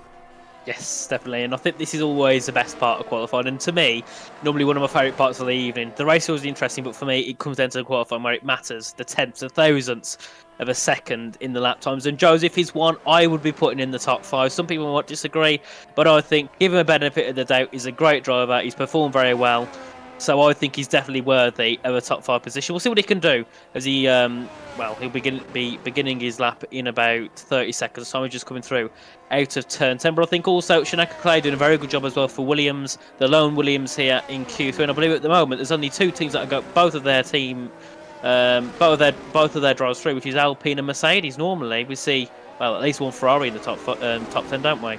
It's weird not to see the prancing horses fighting it out in Q3, because Nicholas Longo, we always see him in Q3, and then Tomic Perez, when he does race, he is normally very quick in qualifying. Sort of him and Nico, they like to keep it tight to each other. We always see the Ferraris working together in qualifying, but as Joseph Loke is rounding the final few corners, it is a good time to note that now is the time to get your votes in for the Virage GG giveaway. Make sure you predict the top 5 before this lap gets underway, because voting is about to close. The exits the final corner to get this run underway. He'll open up the DRS and come up towards the line. Voting has closed. Joseph Loke will begin his lap, heading down in towards turn number 1. We'll have a look at his speed coming into towards the corner. 325 kilometers per hour, flat on the foot, flat to the floor off the exit as he climbs up the hill through turn number 2 and 3, and open up the DRS, heading in towards turn number 4. I think we're going to see plenty of overtakes at the end of the first sector, kissing the apex on the inside, running out wide, a very forgiving corner with all the runoff available to you. And then now purple, Joseph Loke up by 900ths of a second. A great start to his lap, as Luke Smith is the last man across the line with 10 seconds to spare, and then no new laps can be started. So Q3 well and truly is about to end here, as now Joseph Loke off the exit of turn number 10, one of the most critical corners along this circuit, and he seemingly nailed it. He looks very quick in this second section. We'll ride on board with him through turn number 11, take this corner in 4th gear, get the power down as early as possible, rotate the car, slight correction there from the Alfa Romeo driver, riding the cars now on the inside, which used to be killer, and we'll see what his improvement is. Wow, purple in sector 2 as well, and he's up by over 3/10 of a second. It's looking like a great lap time from Joseph Loke, because he's got to find even more time in this final sector if he wants to even sniff where Freddie Rasmussen is at the moment. Then off the exit of the final corner, he gets on the curve. Joseph Loke slides his way through turn number 15. That will sacrifice a lot of time for him. Joseph Loke will still improve, and he'll get himself up into P4. Otis Lawrence up next towards the line, front row for him, displacing Tom Manley at the minute, who is on a lap, and he's up by almost 1/10 of a second. Philip Presnader only P8 for him. We've got a Mercedes and an Alpine coming across the line. That was Ruben Pedreño getting himself into P4s. Now Denny Bergey displaces Otis Lawrence on that first row, but here's Tom Manley to the line with a 1 minute 27.018, but Freddie Rasmussen in the final corners, I think he might have choked it, because he's down in the second sector. Coming to the line, Freddie Rasmussen does not improve on his lap. Luke Smith has invalidated, and he's gone through the pit lane. Luke Smith is not going to be able to set that lap. I do not know what happened there. He just smashed into the pit wall, and then he continues on. But Luke Smith, whatever happened there, I'm not too sure. That brings us to the end of qualifying. Shanaka Clay decided to pit, and he's getting his car serviced, and yeah, We'll see what happens in this race. But Tom Manley on pole. Second is Freddie Rasmussen. Third, Danny Berger. Fourth, Otis Lawrence. And fifth is Jake Benham. Nathan, lots of people in the live chat predicted these drivers to be in the top 5. It's just a case of whether or not they got them in the right order. Yeah, very nice for this top 5. And I think this is a very easy top 5 to have guessed, just not in the right order, of course. And Tom Manley takes pole 1600ths ahead of Freddie Rasmussen, who's in second. Then we have Danny Berger in third. Otis Lawrence on the second row as well in P4. The other teammate at Mercedes of Jake Benham behind in P5. Then Ruben Pedreño in the top 6, followed by Joseph Loke in 7th. Luke Smith in the top 8. Shannon Coquet 9th. And then Philip Pedreño rounds out the top 10. But Dan, it seems you got a little bit eager at the end of that, saying Freddie would take pole. Well, Tom, luckily for me, took it by just 16th of a second. It was my hubris that shot me in the foot there. It's my Achilles heel, I think. But Tom Manley is indeed on pole position, ahead of Freddie Rasmussen in second. Third is Danny Berger. Fourth, Otis Lawrence. Fifth, Jake Benham. Sixth is Ruben Pedreño. Then Joseph Loke in seventh. Eighth, Luke Smith. Shannon Coquet ninth. And then rounding out the field is Philip Pedreño in 10th. And that brings us to the end of qualifying here, and that means we get a little bit of a chat because we are having a little nice reset due to all of the grid penalties that people get. I think we were poised to have a reset anyways, but it just makes it easier that now everyone's got the penalties, so we have an excuse for it. But yeah, now towards the end of that session, Nathan, Tom, Freddie, the drivers to beat today.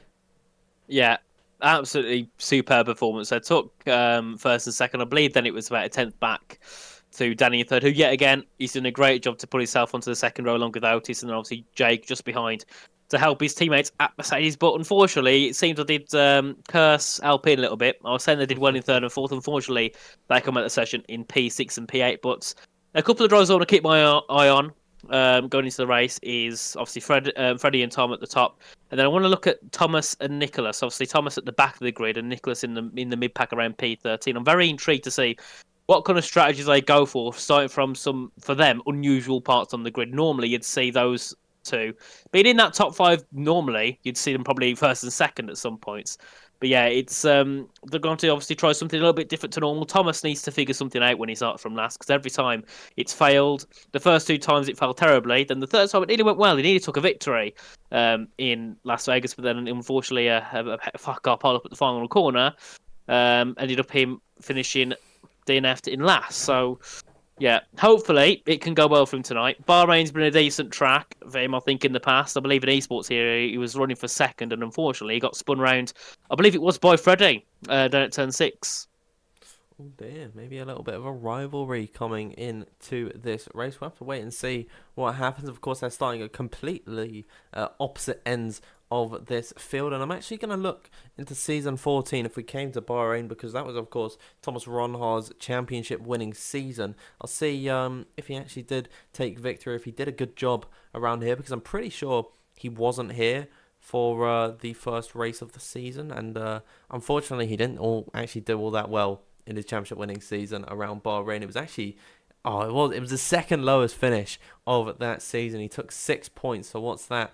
P7 for Thomas Ronhar in Bahrain. Not a good showing from him there. However, starting from last to first, he's got nothing to lose really in this race, so why not go for it all throughout this Grand Prix? We'll have to wait and see. I mean, it's all about that. It's just, I say it a million times, but I'd really I'm really excited for it.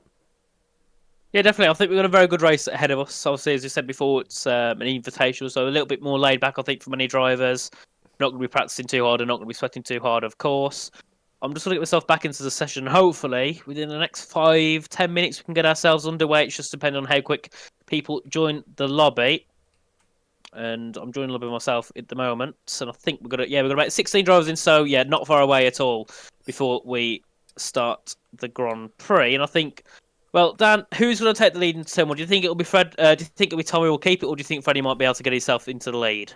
I think Tom will keep it. I think Freddie's going to keep him very humble at the front of the order, and these guys be pushing themselves throughout the entire Grand Prix. I'm very interested to see how the strategy works out this evening as well. So I'm very excited to see just what happens in this Grand Prix. Tom Manley and Freddie Rasmussen, they seem to be the consensus top two drivers around Bahrain. They've completely shattered Season 15's pole time by over 0.2 of a second. It's very unfortunate that we didn't get a 1 minute 26.9 at the end of Q3, but hopefully in F1 Esports, if they do come to Bahrain, that it will be that case, and I'm very excited to see F1 Esports. It's just over the horizon, Nathan. It's been a long year without it, and it's definitely got higher stakes than ever because we've got the likes of Lucas Blakely wanting to defend his championship, Jarno Opmeer looking to take back what's his, and then Freddie Rasmussen finally looking to grab that brass ring and take his first ever F1 Esports championship after finishing second for so many seasons. I think those three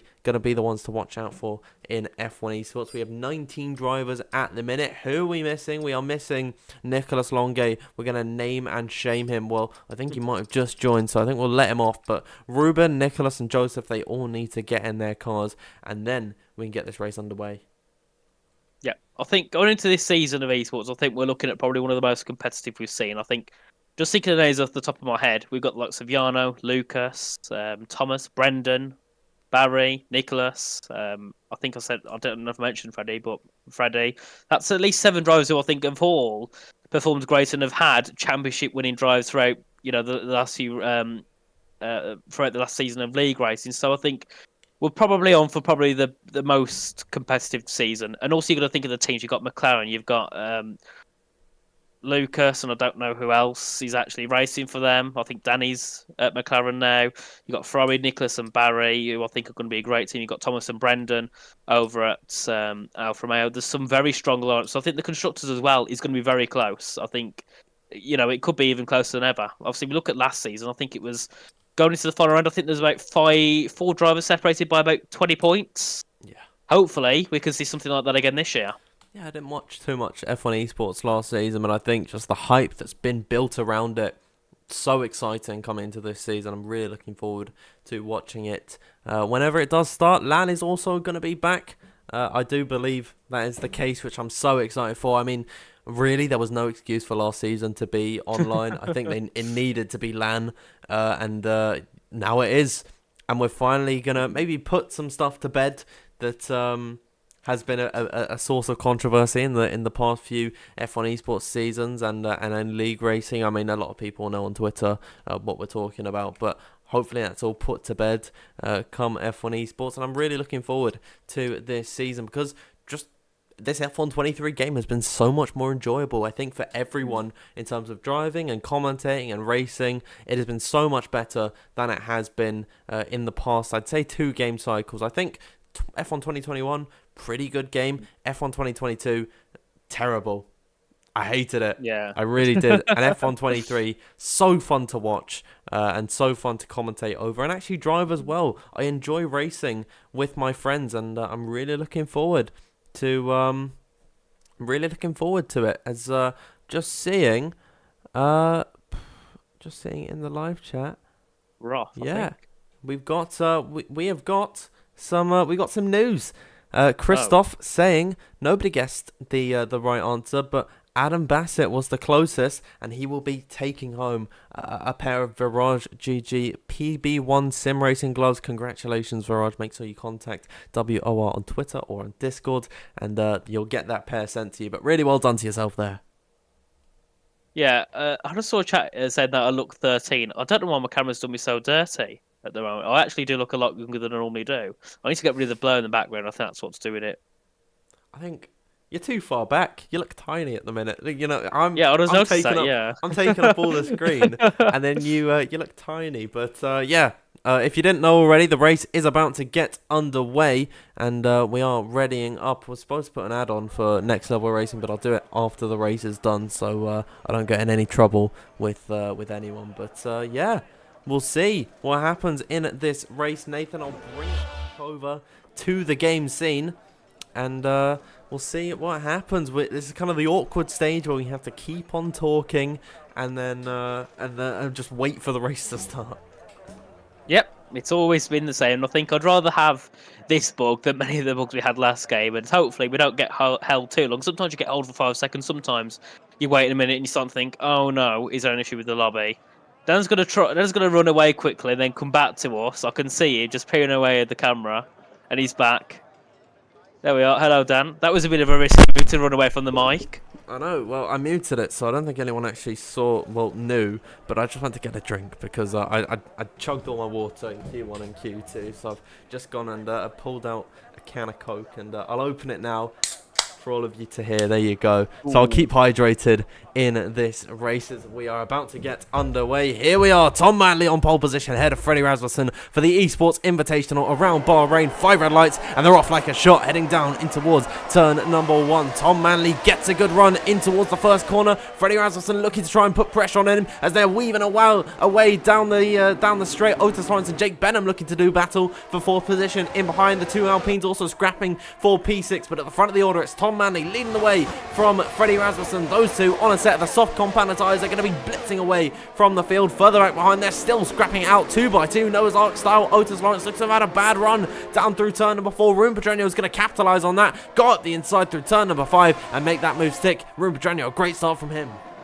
Yeah, great stuff from Mercedes as well. 3rd and 4th, you can see further back. Luke Smith looking for a move down. Joseph Floke. Joseph back up the inside. However, at turn 8, they go side by side down to turn 9. But Luke got a bit of a better run through there, so he's going under pressure. Joseph is from Shaneka Crane towards turn 10. You can see that's also Jed Norgrove round the outside turn 9. Now, that was definitely a very bold move from him. Obviously, all the AlphaTauris and Red Bulls on the soft tires, everyone else on the hards. So we'll see how they get away on these first couple of laps. You can see the gap nearly a second already between Brezhnev and the top 2, but you can see Jed Norgrove also gaining very quickly into the top 8 there, looking to put some pressure onto the Alpine of Luke Smith, and then after that you got Otis Lawrence and the other Alpine of Ruben Pedreño. That's Joseph Floke fighting stop sign there with Janak Kane, Yuri Tormala through the middle of them as they head down in towards turns 15 and 16. And well, very eventful lap, but the Red Bulls and AlphaTauris making a lot of things work there. Shaneka got that wrong through turn number 13. He went up the inside of Joseph Floke, just understeered into him, I think, as now they emerged through the fog. I don't know why this is still a problem on the F1 23 game. We'll have a look at Jed Norgrove up ahead on a set of the soft compound tyres, making Otis Lawrence's life a misery. He's lost a few places already off the start. He's down into 7th place, and now Yoni Tormala is also in behind him on a set of the soft compound of tyre. Further back behind, Joseph Floke and Shaneka Clay still fighting it out. I think Joseph got a bit of a chip off his shoulder after Shaneka did sort of a push to pass manoeuvre. We'll have to wait and see if that amounts to anything. We know that Joseph is a very aggressive driver. He keeps it clean, but he is a very aggressive driver. He likes to go for those late lunges up the inside. As you can see, Jed Norgrove further up ahead, making the move on Ruben Pedreño side by side off the exit of turn number 8. But fresh softs against fresh hards, it's not really going to be a competition whatsoever. Jed Norgrove now up 6 places in this race. You can see some people aren't really fighting much with Yoni and Jed. There's no point fighting with them because they're just going to get through the way. Their tyres are a lot more quicker, especially at this point of the race. You can see the gap between Danny, Freddie and Tom. It's just over 2 seconds now, so that is quite a large gap, especially after 2 laps. So obviously that gap will still increase, but as the laps go on, it will increase gradually, and eventually the gap will start to come back in. But obviously that'll be when they decide, right, it's time to pit onto a new set of tyres. I don't think the soft medium is very viable around here, so I think we'll probably see these soft runners go into a set of mediums. Unless maybe a safety car comes out, then you could try a set of hard. Sorry, then maybe if a safety car comes out, you could try something a little bit different. Maybe something like a 2-stopper. But I don't think that is going to be very possible at all. But Yoni Tormala looking to get himself ahead now, Otis. So started P4 now, unfortunately down to P8. So a very poor start there from the McLaren driver. Actually still want to fight with Yoni, but I don't think there's much point in fighting with Yoni. And to turn 1, you can see there, obviously the AlphaTauri can brake a lot later on those newer soft tyres as we come through in towards turn 1. And Fabrizio Donoso on a decent start as well. He's in towards P13 now, fighting with Philip Brezhnev a little bit further back. They're still going side by side, but I think Fabi's got the run down towards turn 4. Let's Fabi can try and fight him back around the outside. No, Philip's a little bit too far back as they come through there. And unfortunately for Jan Halliday, he's dropped down to P20. Thomas Ronhaar, he's up to P14. He's had a great run at the start. Oh, Philip Brezhnev has been spun there. Contact with Thomas Ronhaar, who went up the inside and towards turn number 5. I don't know what that was. It looked like Philip might have turned in or something, and then he just caught the tyre of Thomas. I'm not sure what happened at all, but all I know, Thomas Ronhaar goes up the inside in a very difficult place to make a move stick. Philip Brezhnev around the outside, caught out, and has just been spun around. I mean, that was a really weird contact. I have no clue what really happened there. We had a helicopter view of it, and I still don't know what happened. Maybe that could have been some netcode or something, but Thomas Ronha, that's not a great look. If that was a reckless move up the inside, he knows he was a quicker driver than Philip Presnader. Philip's lost already at that point, had lost a number of places. He was down into 14th position after starting 10th. He knows that he is quicker than Philip at this point in the race. Why not wait a few corners or something further up the order, though? There's Freddie Rasmussen.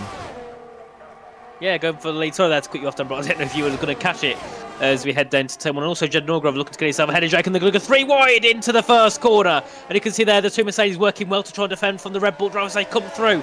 Danny sending Jed a little bit wide, very wide there, very nice from the Mercedes drivers as they head down towards turn 4. And the two Mercs doing a very good job just to keep Jed behind, because they know as soon as Jed gets ahead, he can pull away from those two, and that is the last thing they want. And you can see that gap now down between the between Tom and Jake, just over 3.5 seconds. Yeah, I mean, the more that these guys fight further back behind, trying to defend from Jed and Joni Tormala, the better it's going to do for Freddie Rasmussen and Tom Manley. And I just actually noticed is the 2 Red Bulls and 2 Alpha Tauris working together on the set of the soft compound of tyres. Of course, Red Bull and Alpha Tauri have that real-life relationship in F1. I believe it is exactly the same as well here in the F1 Esports scene. It's great to see that the Red Bull team sort of working all as one unit, and they're doing their best to practice for the F1 Esports series, which is quickly on the horizon. Of course, Jake Benham and Danny Beresley are also teammates in the F1 Esports season and series, and they're going to do a great job trying to defend from Jed and Yoni, but in doing so, they're going to be sacrificing a lot of time to Freddie and Tom, who are further up the order. And I don't think they're too fussed really about winning this race, but it is all for pride as well as esports prep. It is for pride, so they're going to want to defend from these guys and then try and attack later on in the Grand Prix as Danny swaps over with Jake. Ooh. There is a Jed Norgrove! He's out. What?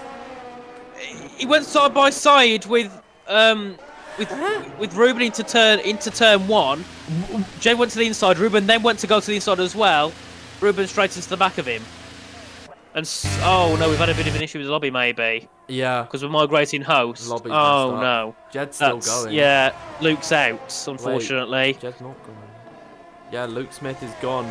Jed Norgrove, now it's appeared that he's... I have no idea what happened there. I thought Jed Norgrove was still racing because... yeah, Luke Smith's going to be sinking like a stone. And Ruben as well. Ruben's gone too. Something's happened. Are they down at Alpine together or something? Oh, yes, it could, because Patrick also... Yeah, Ruben and Patrick have also had their games crash. I think something's happened down at Alpine then. Big shame, yeah. And that is a real shame for them to be all knocked out of this race. There might have been like a Wi-Fi incident cutting out, and that's probably why Jed Norgrove has been... completely demolished from this race. I probably don't think that Ruben Pedreño was actually involved at all. I have no clue what has happened there. I had the most terrible camera angle. I was watching Jed Norgrove, but he wasn't in the picture like at all. As now Patrick is back in the lobby as Ruben Pedreño is getting overtaken. Patrick's managed to get back in, so surely Ruben and Luke, Luke's back in the session. Ruben Pedreño as well will be able to get back in, so they are definitely they are back here racing, but they have sacrificed their races completely. Once running in the top 10 and near enough the top 5, now 14th and 16th. Yeah, well, the race has been through up in the air a little bit. The gap between the top 3 is still over 4 seconds, so at least the 2 drivers on the softs, Freddie and Tom, have made it work, and they're not suffering from any internet issues. But yeah, I think most of them should be able to get themselves back in. Unfortunately, though, for the Alpines, they're down in 16th, 17th, and 18th, which is a big shame. Philip's also out, so I don't know what happened there. Did he retire because... He retired in the pit lane. Oh, okay. So that, yeah, big show there for Philip, and also Jed as well was looking for a very good form to put himself. I think he was looking for P4 until that incident there with Ruben Pedreño, but we're not going to blame Ruben because obviously there were some issues there with the Wi-Fi, of course. As we come down towards turn 11, however, you can see Jake Benham now starting to actually close that gap in. It was about 3.8, 3.9. It's now down to 3.5. So I don't think it'll be time for those top 2 to pit yet, but I think they'll be starting to think maybe around lap 10 and lap 11 they'll jump onto a set of hard tyres. Maybe if they can keep within. So maybe if Yoni can keep within the train, he could go the full length and go into a set of mediums. But it depends if those soft drop off that hard. I to wait and see. It's only lap number 6. I think, Nathan, this race has gone a little bit slowly at this point in time. For some reason, it's only lap number 7. It feels like we've been going for like 20 minutes at this point. But I think I'm just tired as, yeah, all the Alpine games have a crash, but they are able to get back in. The lobby is set to friends only, so they can just rejoin off of someone that's on their friends list. And I would doubt that they have got no friends in the entirety of the F1 Esports scene. That'd be a very sad story if it was. But Luke Smith, yeah, Ruben and Patrick, they should all hopefully get back in the lobby. They were able to actually rejoin, and then all of a sudden they left again. So maybe they're having these game issues. It might be an issue with the power lines down at Alpine. I know it was like there was some explosion in Oxford, which is very near towards Alpine. Hopefully Alpine hasn't blown up, and all these guys are going to be able to get back in, and you know, that's the main thing. As long as they're racing, it's fine. We know they've not exploded, but yeah, it's just a shame for Luke, Ruben and Patrick, because they were in a good position. Well, at least Luke and Ruben were in a great position to work together, try and fight for some pride and some esports knowledge in this Grand Prix. And it's a shame that it's not worked out for them. Yeah, just to confirm, we won't have a restart, so we'll just continue. Just unfortunate Alpine are going to come out at the bottom of the grid as we still look at the battles, though. However, at the front you can see Jake there now with 3.7 gap between the top two, and then he's got Danny, his teammate, right behind him, and then obviously Yoni Tormo as well, 4/10 back from those two. That you can see LT Silence also under a bit of pressure from Shanaka Clay, who's had a bit of a poor exit though, coming out to the final corner. Notice you can see he's starting to get a little bit there onto Yoni Tormo as the two Mercedes will switch down in towards turn 1. You can see Eltis actually pulling out the switcher away from Yoni Tormo as they enter the first corner. You can see there Otis though braking a little bit later there, nearly going into the back of Yoni as they come through my screen anyway. But yeah, I think the softs they're actually holding on quite well considering we're 7 laps in. I did say the gap went down, but it's kind of, well, it's just been a bit stagnant. It's gone up, it's gone down. But yeah, they're in a good position. I still think the soft runners are. Yoni as well, he's still fighting quite strong on the back of these hard runs, but I think in the next 3 laps, once that main drop off on the soft hits, that's when they'll drop off very quickly. But I think for now, they're getting close to that drop off, but obviously just not quite there yet. Yeah, I think they might be able to extend their stint ever so slightly, and they'll be in a strong position, but they'll definitely have to pit a lot earlier than all of the hard runners around them. They'll have a very powerful undercut, but their tyres will be so much worn out by the end of this race. And what I found is that on this F1 23 game, tyre wear is so much more drastic. Like the difference between 2 laps difference in tyres is monumental. And so if Freddie Rasmussen and Tom Manley have Danny Bergene and Jake Benham in their mirrors by the end of the race, I don't think they've got a prayer of keeping that 1-2 that they are maintaining at the moment, as we are still watching now as Otis Lawrence is actually beginning to close up to Yoni Tormala at the moment, as now Jake Benham has a slightly poor run to the exit turn at number 15. Yoni potentially be invited to go for the move, heading down towards turn at number 1. Yoni Tormala is going to pull out a slipstream, heading in towards the corner they go. Will he send a move up the inside? Jake ever so slightly going to defend to the inside. Yoni happy to sit in behind. I don't think he wants to go for a rash decision and take everyone out, as now 2 former Alpine teammates, Nicholas Longane and Fabrizio Donoso, scrapping it out down in towards turn at number 4. It seems like Fabi just about going to have the edge into the corner, but around the outside Nicholas Longane goes. I think Fabrizio Donoso will be able to hold that one up, and he's up into 9th. Yep, you can see there. Oh, Nicholas just nearly hit the back of Fabi as they come through. Nearly went for a move, I think, yet again. Nicholas, but was a little bit too far back on that occasion. Also, Thomas Ronhaar sitting behind in this battle, as well as they head down to turn 8. And unfortunately, the misfortune for Alpine has put, well, I suppose the good bit for Fabi, Nicholas and Thomas is he's put them in a few positions, but unfortunately for Alpine, he's dropped them 10 seconds back behind the train. And I don't think at this point there'd be much point them heading back into the session. They're that far off. They're not really going to, I think, be able to bring anything back from it, unfortunately. But obviously, as well, Josie Flo doing a great job in P8 side, P7 down to P8 as well. Only lost 1 position. So I think he's in such a good position, isn't he? Sitting in the top 10 in a tier 1 lobby. You know, everything's going well for him, isn't it, at the moment? I think he's certainly deserving of being here. I mean, we've commentated on him in PSGL F2 over the course of the season, and Joseph Flo has been, I think, a cut above the rest in terms of just one race pace. He is incredibly quick and deserves to be on this tier 1 grid. And of course, he's a podium sitter last season in F1 in tier 1. He was able to take P2 behind Jack West What a crazy podium that was. Jan Watmir finished off that top 3, but Joseph Loke, already a proven podium contender here in WOR Tier 1. Why not give him a full-time seat or a reserve seat at that? And I definitely think race on race, he can contend with some of the best in the F1 Esports and league racing scene. So it's great to see that Joseph Loke in a top 10 position, running with one of the most consolidated and consistent F1 Esports drivers in Shanaka Clay, Fabricio Donoso, Nicholas Longe and Thomas Ronhard. Those are some big names that are surrounding Joseph Loke, and for the man who's P2 in GB3 at the moment, it's just great to see how the skill translates over from real life onto the sim rig. He's done a stellar job this evening. Yeah, so I'm also quite surprised to see that gap between Danny and Tom go up quite significantly. It's now 4.5 seconds. That gap before, I believe, was about a second back from that. So, yeah, these softs have gained a lot of time just over these past couple of laps, and it could be also a point where the hards are reaching a little bit of their drop-off stage. Obviously, on this game, the drop-off's very different to before. I know it's not very gradual. It's just at one point there'll be a massive drop-off, then you'll go stagnant again, then it'll drop off big again. So it's obviously what's happened probably for the hard tyres at this point, because they're now seeming to lose a little bit more time to the softs, which is normally quite a surprise when you're on lap 10 of a Grand Prix.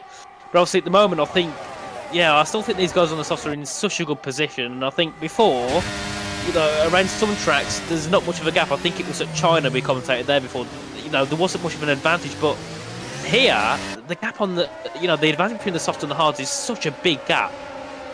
I wonder why Danny Beresnet is struggling so much, because he's still dropping time now when the hards should be the best tyre by some margin ahead of the soft compound. So I'm not too sure what's going wrong for Danny Beresnet and Jake Benham at the minute. Joni Tormala still Mirage in this train, but Freddie Rasmussen and Tom Manley on 10-lap-old softs, now on the 11th lap of this race, still being able to hold the lead and actually stretch out the advantages, nearing 5 seconds between Tom Manley and Danny Beresnet at the moment. So the top two seemingly in a league of their own. And if this is the case in F1 Esports, I think Red Bull going to have a very strong season up ahead, as now it is crossed over to 5 seconds. Looking further back down the order, we see towards turn number 4, Thomas Ronhard closed the gap to Nicholas Longe. I think the Dutchman might be getting a little bit impatient looking at the scarlet red Ferrari in front of him.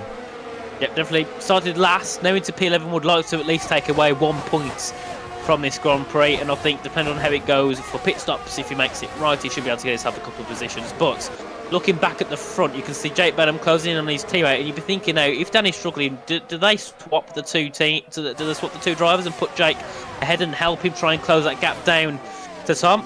Because he is ahead of his teammate now as they head down to turn 1. Yannis Horner not close enough to make a move on Danny. But yeah, the gap 4.9 seconds now was over 5 seconds a minute ago, with Shanaka Clay also getting himself ahead of Otis Lawrence as well, down in towards that first corner. Lots of moves happening everywhere. Isfan Pookie as well, looking for a move on Declan Barrett, or it was either Declan Barrett looking for a move on Isfan Pookie in towards turn 1, and that gap there increasing as they head down to turn 4. But a little bit wide for Declan Barrett, that gives Isfan Pookie a decent run up towards turn 6, but obviously not close enough there to make a move. Unfortunately, he's still stuck behind the Williams driver, but his teammate doing a very good job out in Q2. Down, that's Isfan with a big send into tonight. I did not expect that one back from 3/10 behind Declan Barrett. They're still going to go side by side in towards turns 9 and 10. Declan's going to try and hold it, can't do so there. Bit of a cut off there from Isfan Pookie, but a very nice move, very executed well from the Ferrari driver. And you could see now Isfan not around to wait around. He definitely wants to get himself through. And now launching onto the back of Thomas Ronhard, that gap just over 8/10 further up. You can see Thomas getting on the back of Nicholas, who's also gaining on the back of Fabio. But that gap, that train, which I'm following with Declan, is all the way up to Jake Benham. A very big train. It's a very big train indeed, and actually Chanakinchi and Jan Halliday fighting in that as well. So third down to 15th, all following in one DRS train at the minute. It is great to see here in the Esports Invitational. Of course, a lot of people wondering where Jan Ortmir is this evening. I think he has just wanted to take a break from the F1 game ahead of the F1 Esports season. Here's Thomas Ronhard on the back of Nicholas Longe, heading down in towards turn number 1. Nico gonna defend ever so slightly to the inside, forcing Thomas towards the bad line. Actually, Thomas has gone later on the brakes and has gone into the back of Fabricio Donoso, allowing for Nicholas Longe to go back around the outside and maintain that position. We'll ride on board then with Thomas Ronhard approaching turn number 4, closing to the rear of Nicholas Longe. Doesn't seem like he's going to get the move this time by, but it's a bad exit for Nico heading in towards turn number 5. It seems like Thomas Ronhard is quicker at this point in time than Nicholas Longe. Will he go for a move like Isfan Pookie did on Declan Barrett last time by? Not quite, but yeah, he'll still remain in that fight. And just a quick note, I think, yeah, Jan Ortmir wanting to take a break from the F1 23 game ahead of the F1 Esports season. If he wanted to prepare, surely why not race here this evening with all these other drivers in a competitive environment? So that's why I think he's not off preparing at the moment. He's just taking a break. Yeah, which I think is fair enough. You need to also allow your mental state to calm down a little bit, especially after you come out of season off WR and PSGL. Pretty much, 2 races a week, it's a lot. So yeah, take a break sometimes for some drivers. Others will want to continue on. But obviously different people to approach it in different ways, of course. But the gap now between Jake and Tom still over 5 seconds as they come down in towards the final corner. And they've pitted. Now that surely, Dan, should be hards. Maybe mediums. If they're doing, if they're doing almost half the race on a set of the soft compound tyres, the mediums definitely can go towards the end of this race. Of course, later on in the Grand Prix, when you are lighter on fuel, it means you're going to be putting less wear into the tyres. So actually, a set of tyres can go more laps the further you are into the race. It's a little weird concept, but definitely those mediums can make it to the end of this race. Whether or not they're going to have pace, that remains to be seen, but they've got such a big advantage ahead of Jake Benham and Danny Beresnay with the undercut in hand. They're going to be, like 10, 15 seconds maybe ahead of Jake Benham and Danny Beresnay once they come into the pit lane in a few laps' time. It looks like Tom Manley and Freddie Rasmussen going to be in a great position to win this race by the end. Yeah, the gap between Freddie and Jake is 16.4 seconds. I believe the pit around is just over 20 or just under 20. So that is a very big gap for them. You can see as well Tom Manley just inside that DRS of Freddie. Obviously, these two will be working together and would like to have them both. Well, would like to have Tom in the DRS of Freddie. But then the gap between Freddie and Jan, who's at the back of the train, that's about 11 seconds. So that gap is very small, and it won't be long before they start to catch up to the back of this DRS train. We're on lap 40 and 29, so we'll probably see pit stops now. Between probably lap 15 to 18, I think everyone should have been in onto a new set of tyres. We might have a couple of people try and say they go for a set of soft, as we know from Yoni, Freddie and Tom. They've got a long ways now. We have Yoni into the pit lane, so he'll be heading onto a set as well. Probably medium tyres. Takes the lead down towards turn 1. Yep, these two Mercedes have been swapping for a number of laps in this Grand Prix. They've got to keep pace and try not lose too much time to the medium runners in behind us. Have a look at the gap between Freddie Rasmussen and the leaders. It has now been cut down to how much? It is 15.3 seconds. That will keep on tumbling down as these laps go on, especially when those mediums come up to temperature. Joni Tormala out of the pit lane, 7 seconds behind his AlphaTauri teammate of Tom Manley. Interesting that Chanakinchi has also come into the pit lane. He started on a set of the hard compounder tyres in this race. He's decided to pit early onto a set of the mediums. He's almost 4 seconds to the rear of Joni Tormala. He'll have to do a really good job of closing that gap, but already it's actually closing quite a decent amount, so don't count out Chanakinchi in this race, running down in 15th. We're watching Thomas Ronhard, who's been all over the rear of Nicholas Longe towards turn number 11, so much later on the brakes in comparison to the Ferrari, but he did sacrifice his exit to go deeper on the brakes, so I think Nathan Thomas is going to get very impatient behind Nico. Yeah, you can tell he's got a little bit more pace to give than the Ferrari, so he wants to get himself through when he can, but he just hasn't got the straight to get through. By the time he catches within a 10, you're at the braking zone. You can't always afford just to send a lunge. Sometimes you've got to just sit back and hold it, but he's got a great run. Thomas has out of the final corner, but you can see it's either a bit of battery being used from Nico, or there's a little bit more straight line speed in that Ferrari, because you can see Thomas actually lost a little bit of time heading down towards turn 1. As you can see now, Danny Beresnay has entered the pit lane. Jake Benham stays out, and Thomas there very close to the back of Nico as they enter turn 1. But we'll see. Freddie Rasmussen comes out. How far is it to Beresnay? Because that's going to be about a 6-second gap, I think. Yeah, it's going to be a very big gap. We'll see once Danny Beresnay comes out the pit lane. Danny's been jumped by Joni Tormala actually in towards turn number 1. The gap between Tom and Joni is 8 seconds at this point now. Danny Berejny with only 1 lap fresher tyres than Joni Tormala is not going to have the easiest job in the world getting past this man, especially since he's going to be upholding the defence of the Red Bull AlphaTauri partnership. And if you want to know why I chuckled a few minutes ago, it is because Jarno Opmeer donating in the live chat saying, "Where is Jarno?" I don't know if that's the real Jarno, but if it is, hello to your season 15 champion. I just think that Jarno's having a break. I don't think there's any real meaning behind it. After winning 2 champions at the top level of esports, I think he's definitely entitled to it. But thank you very much for your very generous €6 donation. Yeah, definitely. Very nice to see that. But when it happens, it always puts a smile on our face, of course. You see something?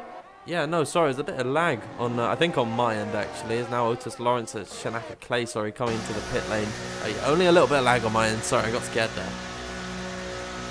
Yeah, I just saw it on the stream, but yeah, it should be fun. I think it's equalled itself out now. So Tom Manley takes the fastest lap of the race. He's just a little bit behind his teammate Freddie Rasmussen as they now pop themselves up to P7 and P8. Do we see a move for the, well, provisional lead? No, we don't. They'll just stay behind each other. Now, the gap between Joni and Tom, what is that gap? As we can see, 8.2 seconds. So it's about 8.5 seconds between Freddie Tom and Danny Berejny. Now you can see some Pookie. He's into P11 now, 3 seconds back from the Mercedes. And I think possibly the likes of Jake, Otis and Joseph could be going for maybe a set of soft tyres. I think now you might have left it a little bit late to head onto a set of mediums.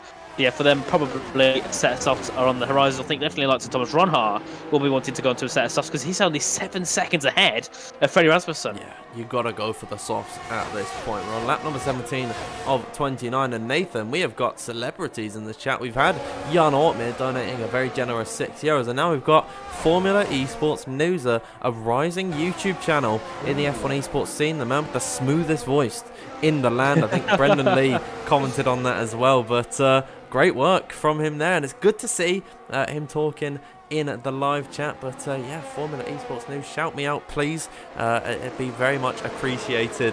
We'll get back to the race though, see if there's any more pit stops. Jake Benham looking to go onto the softs as now Thomas Ronald going to pull the trigger, come into the pit lane. I'd imagine this is going to be for a set of the softs. Freddie Rasmussen and Tom Manley coming off the exit of the final corner, now heading down in towards turn number 1. Thomas already at his box, and it's a set of mediums. Very interesting there from Thomas. I think if he's stayed out this long, 4 laps longer than Freddie and Tom, why not go for the softs?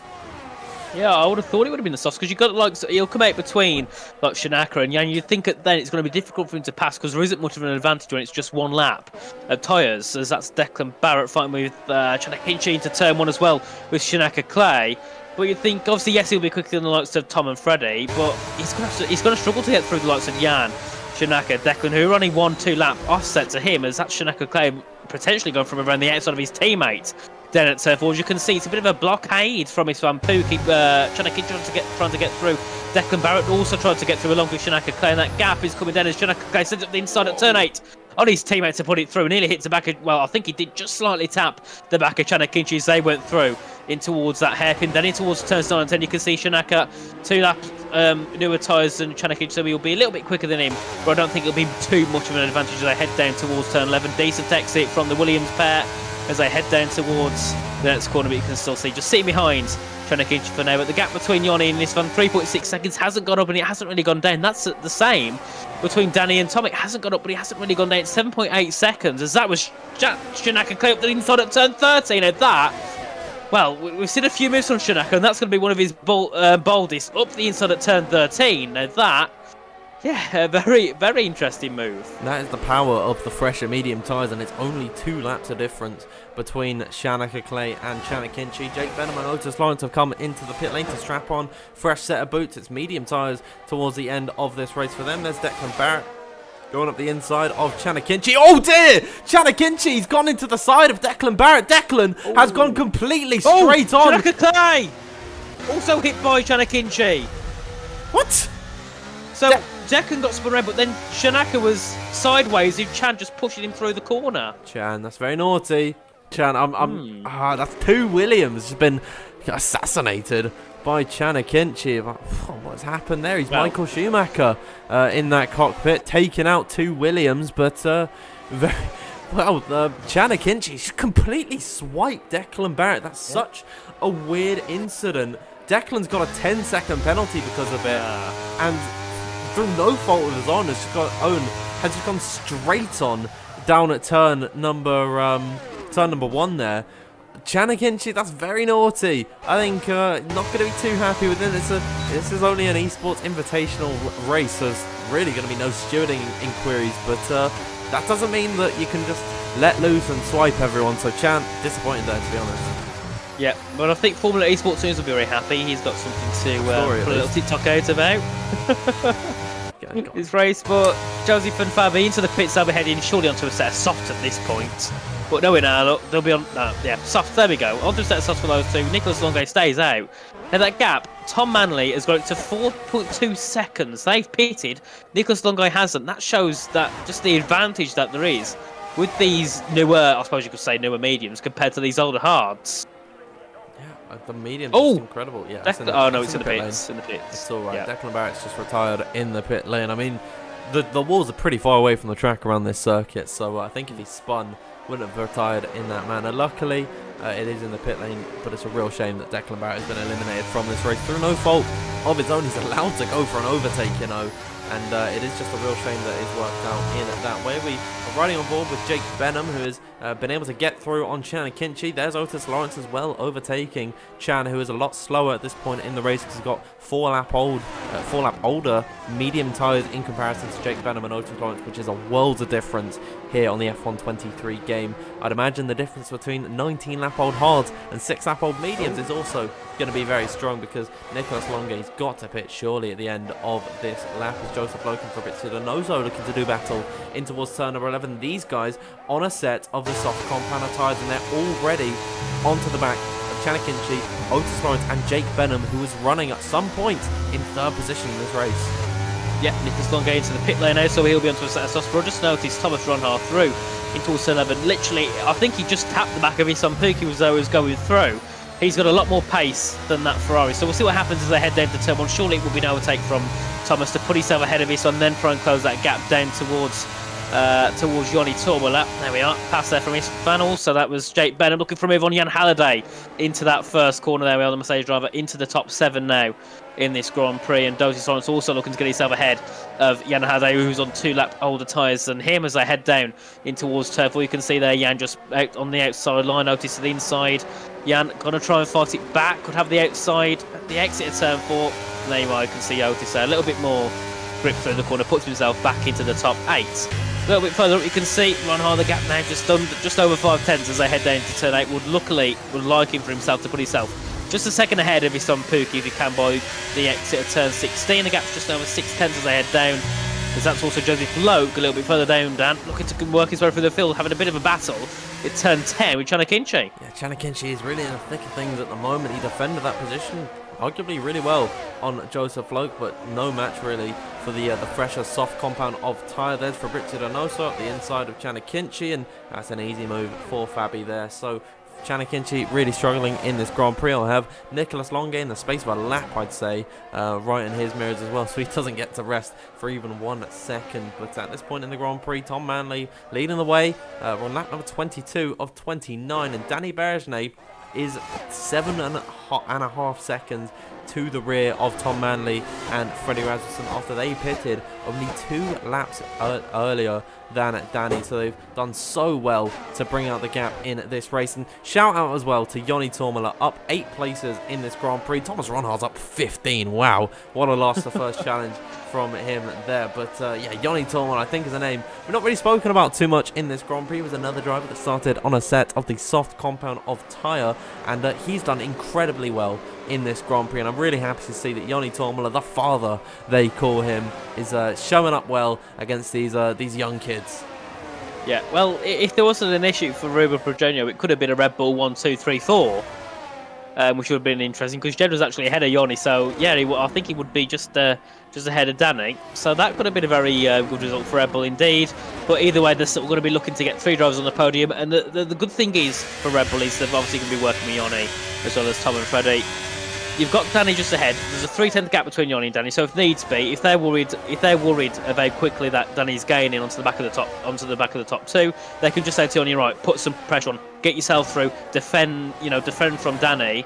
So they're in a very good position just to work it through themselves. Obviously, Jake's 3 seconds back. I don't think he's going to gain that quickly onto the back of this battle because he's got to get through ahead of F1 Esports. Then he's going to get ahead of Thomas Ronho, who's also bringing that gap down as Freddie takes a lead, I think, for one of the first times in the past 6 laps. Yeah, Brings himself back into first. Oh, here's Jake Benham on the back of Isfan Pookie heading in towards turn number 1. Otis Lawrence is going to look to follow Jake Benham through. Might actually bite off more than he can chew because he's up the inside potentially of both Jake Benham and Isfan Pookie. Jake is going to secure that place. Now here is Otis Lawrence around the outside of Isfan Pookie. Move has been made. Otis Lawrence up into 7th. These two have been doing a great job of taking it the fight to all of these medium runners who are on older tyres. They're still actually doing a fantastic job as well of keeping the likes of Joseph Loke and Fabrizio Donoso in behind, who've got much quicker soft compounder tyres at this point. Joseph Loke once again going up the inside, this time on Isfan Pookie. Just 2 laps ago he tried pulling this move on Chanakinchi to no avail. This time he's got it right and he's up into 8th. Yeah, very nice there from Loke. Obviously qualified in the top 7, so for him, realistically could be looking around a P5 because he's going to be quicker than Otis, quicker than Jake, and probably quicker than Thomas. There could be very good results in the Grand Prix from Joseph Loke. We've seen him before do these more bold strategies, a little bit different to everyone else, and a lot of the time they do work out. So you can also see Nicholas Longay there within a second of Jan Halliday as they come through in towards turn 11, and back to Joseph Loke. He's looking to gain on the back of Otis Lawrence. And Jake also looking to get himself ahead of Thomas Ronhard. Now, the unfortunate part for Thomas is he's not got himself within a second of Yanni quick enough. He's now got a whole train leading down to turn 1, and Jake will be looking to put himself ahead of the Alfa Romeos ahead down. He will easily get himself ahead of Thomas as they come. You can see to the side by side, and also Yanni Tormiller ahead of Danny Berezino as well in towards that first corner. So a couple of moves happening down to turn 1. You can see Otis Lawrence just sitting behind here, not close enough to get himself ahead of Thomas just yet, but he has got newer tyres, so we'll see if that gives him any advantage as we come through, as Nicholas Longay ahead of Jan Halliday to put himself into P11. And Ferrari, big shame. They haven't really made much work. They qualified P12 and 13 and they're finishing P10 and 11. You would have thought realistically they'd be a little bit higher than that, wouldn't you, Dan? Struggled here around Bahrain, especially Nicholas Longay, is not really expected from him whatsoever. It's actually not expected from Isfan Pookie as well. In the standings, both of these drivers were in the top 5. Nicholas was 2nd. He was the runner-up of this season. Isfan Pookie was in 5th. So you'd expect them to be in and around that top 5, but it really just hasn't worked out for them this evening. That all stemmed from their troubles in qualifying. It's good for them that this is not a points-paying race, and season 15 is already over and in the books, so they can just sort of take it easy, I guess, this evening. This is a low-stakes race, so yeah, fair play but it's a low-stakes race, is what I'm saying, so it doesn't really matter. Of course, Nico is on fresh soft compound of tyres as well. Thank you, Yona. We are aware that Nico is on soft compound of tyres at the moment. Of course, he stayed out a lot later than everyone else, and he's made these work, and he's made up a few places, but realistically the laps are ticking down. We're already on lap number 25 of 29. There's the move to get himself into the top 10, but the gap at the minute to Joseph Loke and Fabrizio Donoso, who are on 1 lap older tyres, 2 seconds at this point. Yeah, I think Nico could probably move himself up ahead of some of these medium runners, the same as what Joseph and Fabio do, but I don't think he'll be close enough to get himself ahead of those two. They're 2 seconds ahead on 1 lap newer tyres. You can see all of this here. Yanni down to Joseph Loke. They're all battling for position. You can see Otis Lawrence keen to get himself ahead of Ronhard. Ronhard looking to get himself ahead of Jake. And the two Mercedes just played it carefully as they head through in towards turn 8. The last thing you want to do is take out your teammate between Jake and Danny. As you come through, you can see Otis, so he's got a little bit more pace than Thomas now. As you come through and towards the turn on, then you can see him to lift off a little bit more than he would like to towards the rankings. Those tapping the back of the Alfa Romeo through in towards turn 10. And the issue for those is it's inviting Joseph, it's inviting Fabi, it's also inviting Nicholas Longay, because of all this, Nico's actually gained to within a second of Fabi. So now Nico's in a very decent position. If he can get himself within 2 or 3 tenths down to turn 1, he could put himself in a very great position and could even be looking maybe a top 5. It's been a relatively dull mid part of this race, but I think the last 4 laps of this Grand Prix are actually going to be a treat to watch, because third downwards is an incredibly close fight. I think Freddie and Tom, they've just, Tom Manley, they've just completely disappeared up the road. They're not going to get caught in this Grand Prix. Yoni Tormala is not going to be pushing to try and catch them at all in this race. So those two, they can win. We don't really care.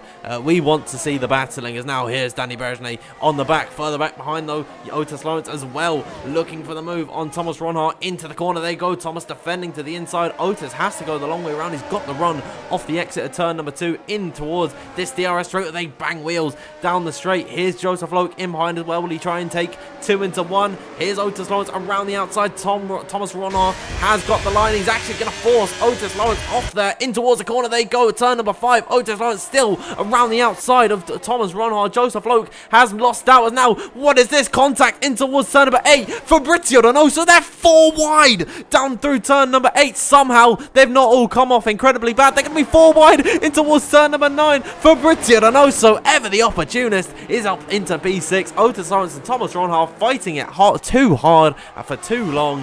And they've both lost out.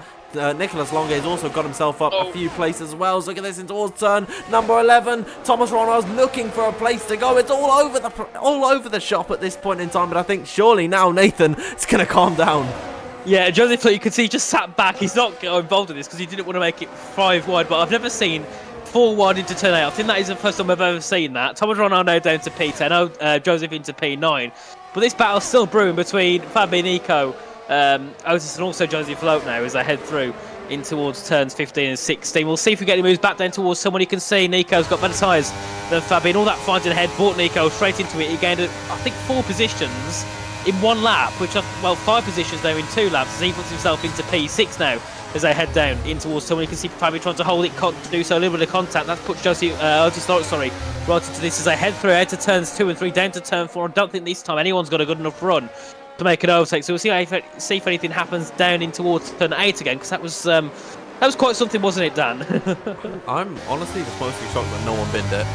How they all still racing with their front wings intact is beyond me. I don't know how that's happened, but fair play to these guys. Maybe the racecraft really has improved. Shout out as well actually to Otis Lawrence. He has really fixed up his game in recent weeks. It's been incredibly fun to watch. So Otis Lawrence, I knew he could improve. I knew he had the talent. And I'm very glad to see that it is on show this evening. Joseph Loke as well, doing a good job. We know he's aggressive, and I think on a bad day, maybe Joseph Loke would have gone up the inside and made it 5 wide there. It was a very bold move for Fabrizio Donoso to make it 4 wide into the corner, and I honestly thought 2 drivers were going to go spearing off into the wall, but yeah, somehow it didn't happen. Lap number 27 and 29, we're coming up now, Nathan, to 2 to go. We are, and the gap now is increased between Tom and Yoni. It's 9.2 seconds, and I think Yoni Tom is doing a great job for Red Bull to keep Danny and Jake behind from making themselves close that gap down to the top 2. As you can now see, Danny's going to be looking for him to the inside. Jake also looking for him as well. Down to someone, he'll also be putting himself ahead of his teammate. So Jake Benham now looking to put himself in the top 3. Actually, no, he backs off from Danny there, so keeping himself behind. Yoni Tormala now down, unfortunately for him, to P5 as he head through, down in towards turn 4. But Nicholas Longe, he's right in this battle. The gap's 6 tenths, so maybe it could be a podium for Nicholas after all. And Ferrari did play a very good strategy, very bold, but with all this battling going on, it's really helped them, hasn't it? The tyres are incredibly fresh at this point. Well, not incredibly fresh. They are actually getting on in age, but he has got the freshest tyres out of anyone at this point in the race. So maybe Nico could be on for a podium. We counted it out a little bit too early. But we'll have to wait and see with 1.5 laps left to go in this race. Nicholas Longe has got 3 drivers to overtake in the space of just 1.5 laps to get on that podium. I think it's going to go the way of one of the Mercedes cars. Which one? We'll have to wait and see. I mean, Danny Bergeny currently leading ahead of Jake Benham, but Jake is going to have that DRS on the back of his teammate to try and make a move work. Freddie Rasmussen and Tom Manley at the front of the order. They are catching up to lap traffic in Patrick Sipos, who was not able to get back into this race. To be playing a little bit of a distractant, I'd say, to Freddie Rasmussen is Patrick Sipos' car. And here is Tom Manley on the back of him in towards turn 1. This is the fight for the win. Tom Manley looking up the inside in towards the first corner, not really using too much of his battery, lags back ever so slightly. Freddie Rasmussen completely burnt out on the ERS situation. He'll be able to stay ahead for the time being. Yeah, big shout there for Tom, because Freddie got himself some DRS from the lapped cars we head through, but look at the battle. There's Tom Manley does take the lead in towards turn 4 ahead of his teammate there. Freddie Rasmussen down to P2. Jake Benham into the top 3 ahead of his teammate Danny Barrage, and also Yanni Tormala fighting for P4 as well as they head through in towards turn 4. A bit of a tap there from the Red Bull driver onto the back of Danny Barrage, but nothing too harmful from those as they make it through quite fine. And I was meant to say off Terry, but pretty much Red Bull. As we come now down in towards turn 9 and 10, I don't think we're going to see much of a move from Freddie at all on the back of his teammate, and I think it is the time for Tom Manley.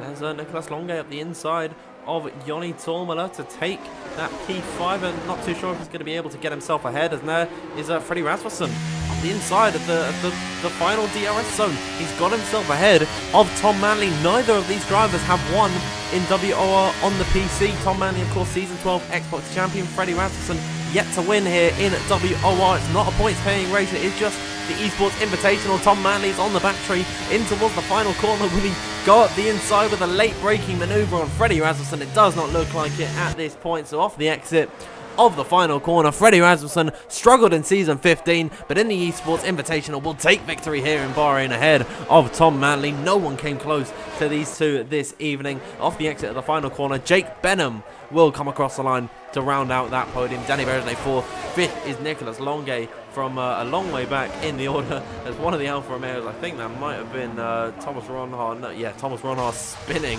across the line. They're all crashing in behind. There's Jan Halliday now missing a wing, and there's another Aston Martin. Both of them have have gone out the window, but yeah, it's going to be a very expensive repair job. Thomas Ronhar wins driver of the day, but I think no one can contest the best two drivers today being Tom Manley and Freddie Rasmussen. Yep, dominant. Absolutely dominant between those two. A bit of help from their teammate, but still absolutely great race between those. And we can just see at the final classification it is Freddie who takes the victory ahead of Tom Manley on the podium, and then we've got Jake Benham as well into the top 3, started 5th, so a very good race for him to finish ahead of his teammate Barosha. And then Nicholas Longe started 13th after a poor qualifying. He will come home in P5 ahead of Yoni, Fabi, Otis, Thomas, and then Joseph Loke taking out the final points position here today. And then Istvan Pukki just missing out a point in P11, followed by Jan Halliday, Shanaka Clay, Chana Kinshi, and then obviously we've got the Luke Smith, Ruben, and Patrick, who unfortunately suffered from an internet connection loss earlier on. And then obviously Declan, Jed, and Philip have all retired from the race. And I think one driver I feel bad for there is definitely Jed Norgrove, Dan. Yeah, Jed, through no fault of his own or whatever happened down at Alpine, was unfortunately eliminated. And I think he could have been on for a podium today, but just was not meant to be. There was a lot of weird incidences in this race. Another driver I feel bad for, Declan Barrett, completely swiped out by Shanna Kinchi, and then Philip Presner as well, just wiped out by Thomas Ronhar. Not too sure what happened in this race. It felt sort of like a fever dream. It didn't feel real whatsoever. But yeah, that brings us to the end of this race. It was a fun one to watch, certainly, especially in the final few laps. Thank you to everyone who tuned in. I'm not too sure if we're going to get any interviews. We'll see. It's not really necessary for an interview because it's not really a points-paying race at all. But we could maybe see someone in the interview room. We could talk to them. Yeah, I think it'd be nice to. Consider it's a bit of a laid-back race. Get someone in for a quick chat. But yeah, we'll see what happens as we come through. I don't see anyone yet. Unless, should we? I don't think it's worth putting a message in the chat today, is it? If they want an interview, we can talk to them. But I know that Freddie probably wouldn't want to do an interview. I mean, I don't think I've actually ever commentated on him getting a podium, but I've never spoken to him in an interview room. Yeah, I don't know, but Jake likes an interview. Not sure if Tom would want one. It's good to see Tom on the podium again. He kind of did struggle, and he has actually struggled in the last 2 seasons that he's taken part in. Season 13 definitely was Tom Manley's best PSG. Oops. His best WOR season. Sorry, I'm Oh, Dan. You got Connor knocking on the door soon. It's because it's a Wednesday. It's not Sunday. Jake. We've got Jake. Okay, you know what? Move on from that then. I'll go over to the interview room. We've got Jake Benham in the comms box. Hello. Hello. Right. Yeah, let's get this interview underway. Coming into this one in qualifying, there was some some issues for you actually. You were in the drop zone in Q2, managed to get yourself into the final parts of qualifying. I think you did pretty well. I can't remember off the top of my head, but talk your qualifying through us there. Yeah, qualifying was I did 3 laps of preparation about 10 minutes before the actual session. So yeah, I was struggling Q2, Q1, Q2, but managed to pull out somewhat respectable lap in Q3.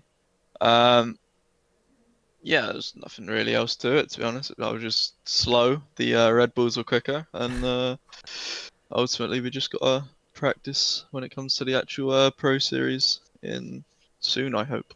Yeah, well, Tom Manley and Freddie Rasmussen in a class of their own. It seems that, of course, being a part of the Red Bull family, does that pace sort of worry you coming into towards the F1 Esports season?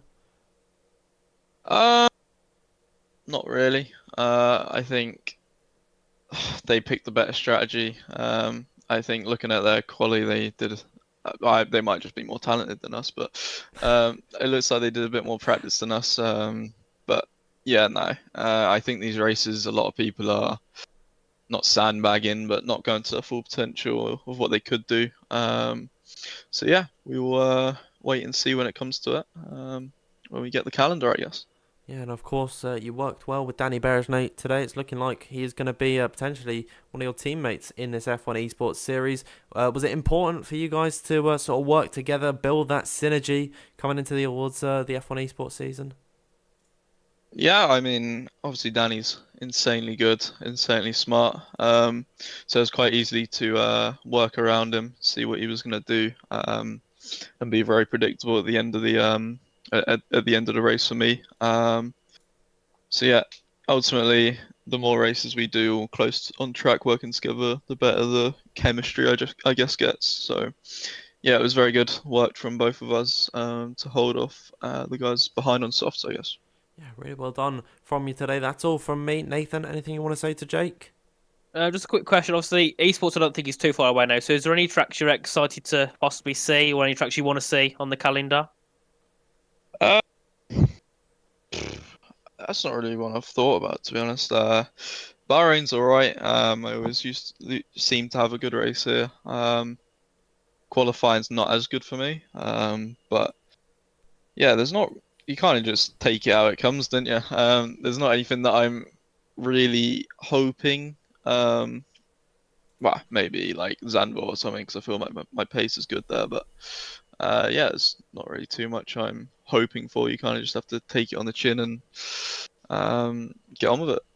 Yeah, well, that's all from me anyway. So, well done on the podium, and yeah, we hope to see you again shortly. So, yeah, thanks for joining us. Thank you. Thank, Cheers. thank you, Jake, for joining us in Have the a good commentary one. box. I don't believe we've got anyone else to talk to this evening, so I'll bring us back over to the intermission and see if we can end off this stream. Oops, I'm leaking the chat, everyone. I'm sorry. I forgot to tab back in but yeah, now I can we can talk about sort of how this race ended up and end off the stream. It was a fun one to watch, and it's good to see that everyone's still turning up to league racing events after the respective seasons have finished. And Nathan, just from what we've seen this evening, I'm really looking forward to seeing F1 Esports hopefully come very soon. Yeah, I'm hoping it's soon. I've seen a few things on Twitter, but I don't know if it's true or not, obviously. But yeah, hopefully it isn't too far away. I think it's something everyone's excited for. I think it comes to something when I'm a little bit more excited for esports than I am for the real F1.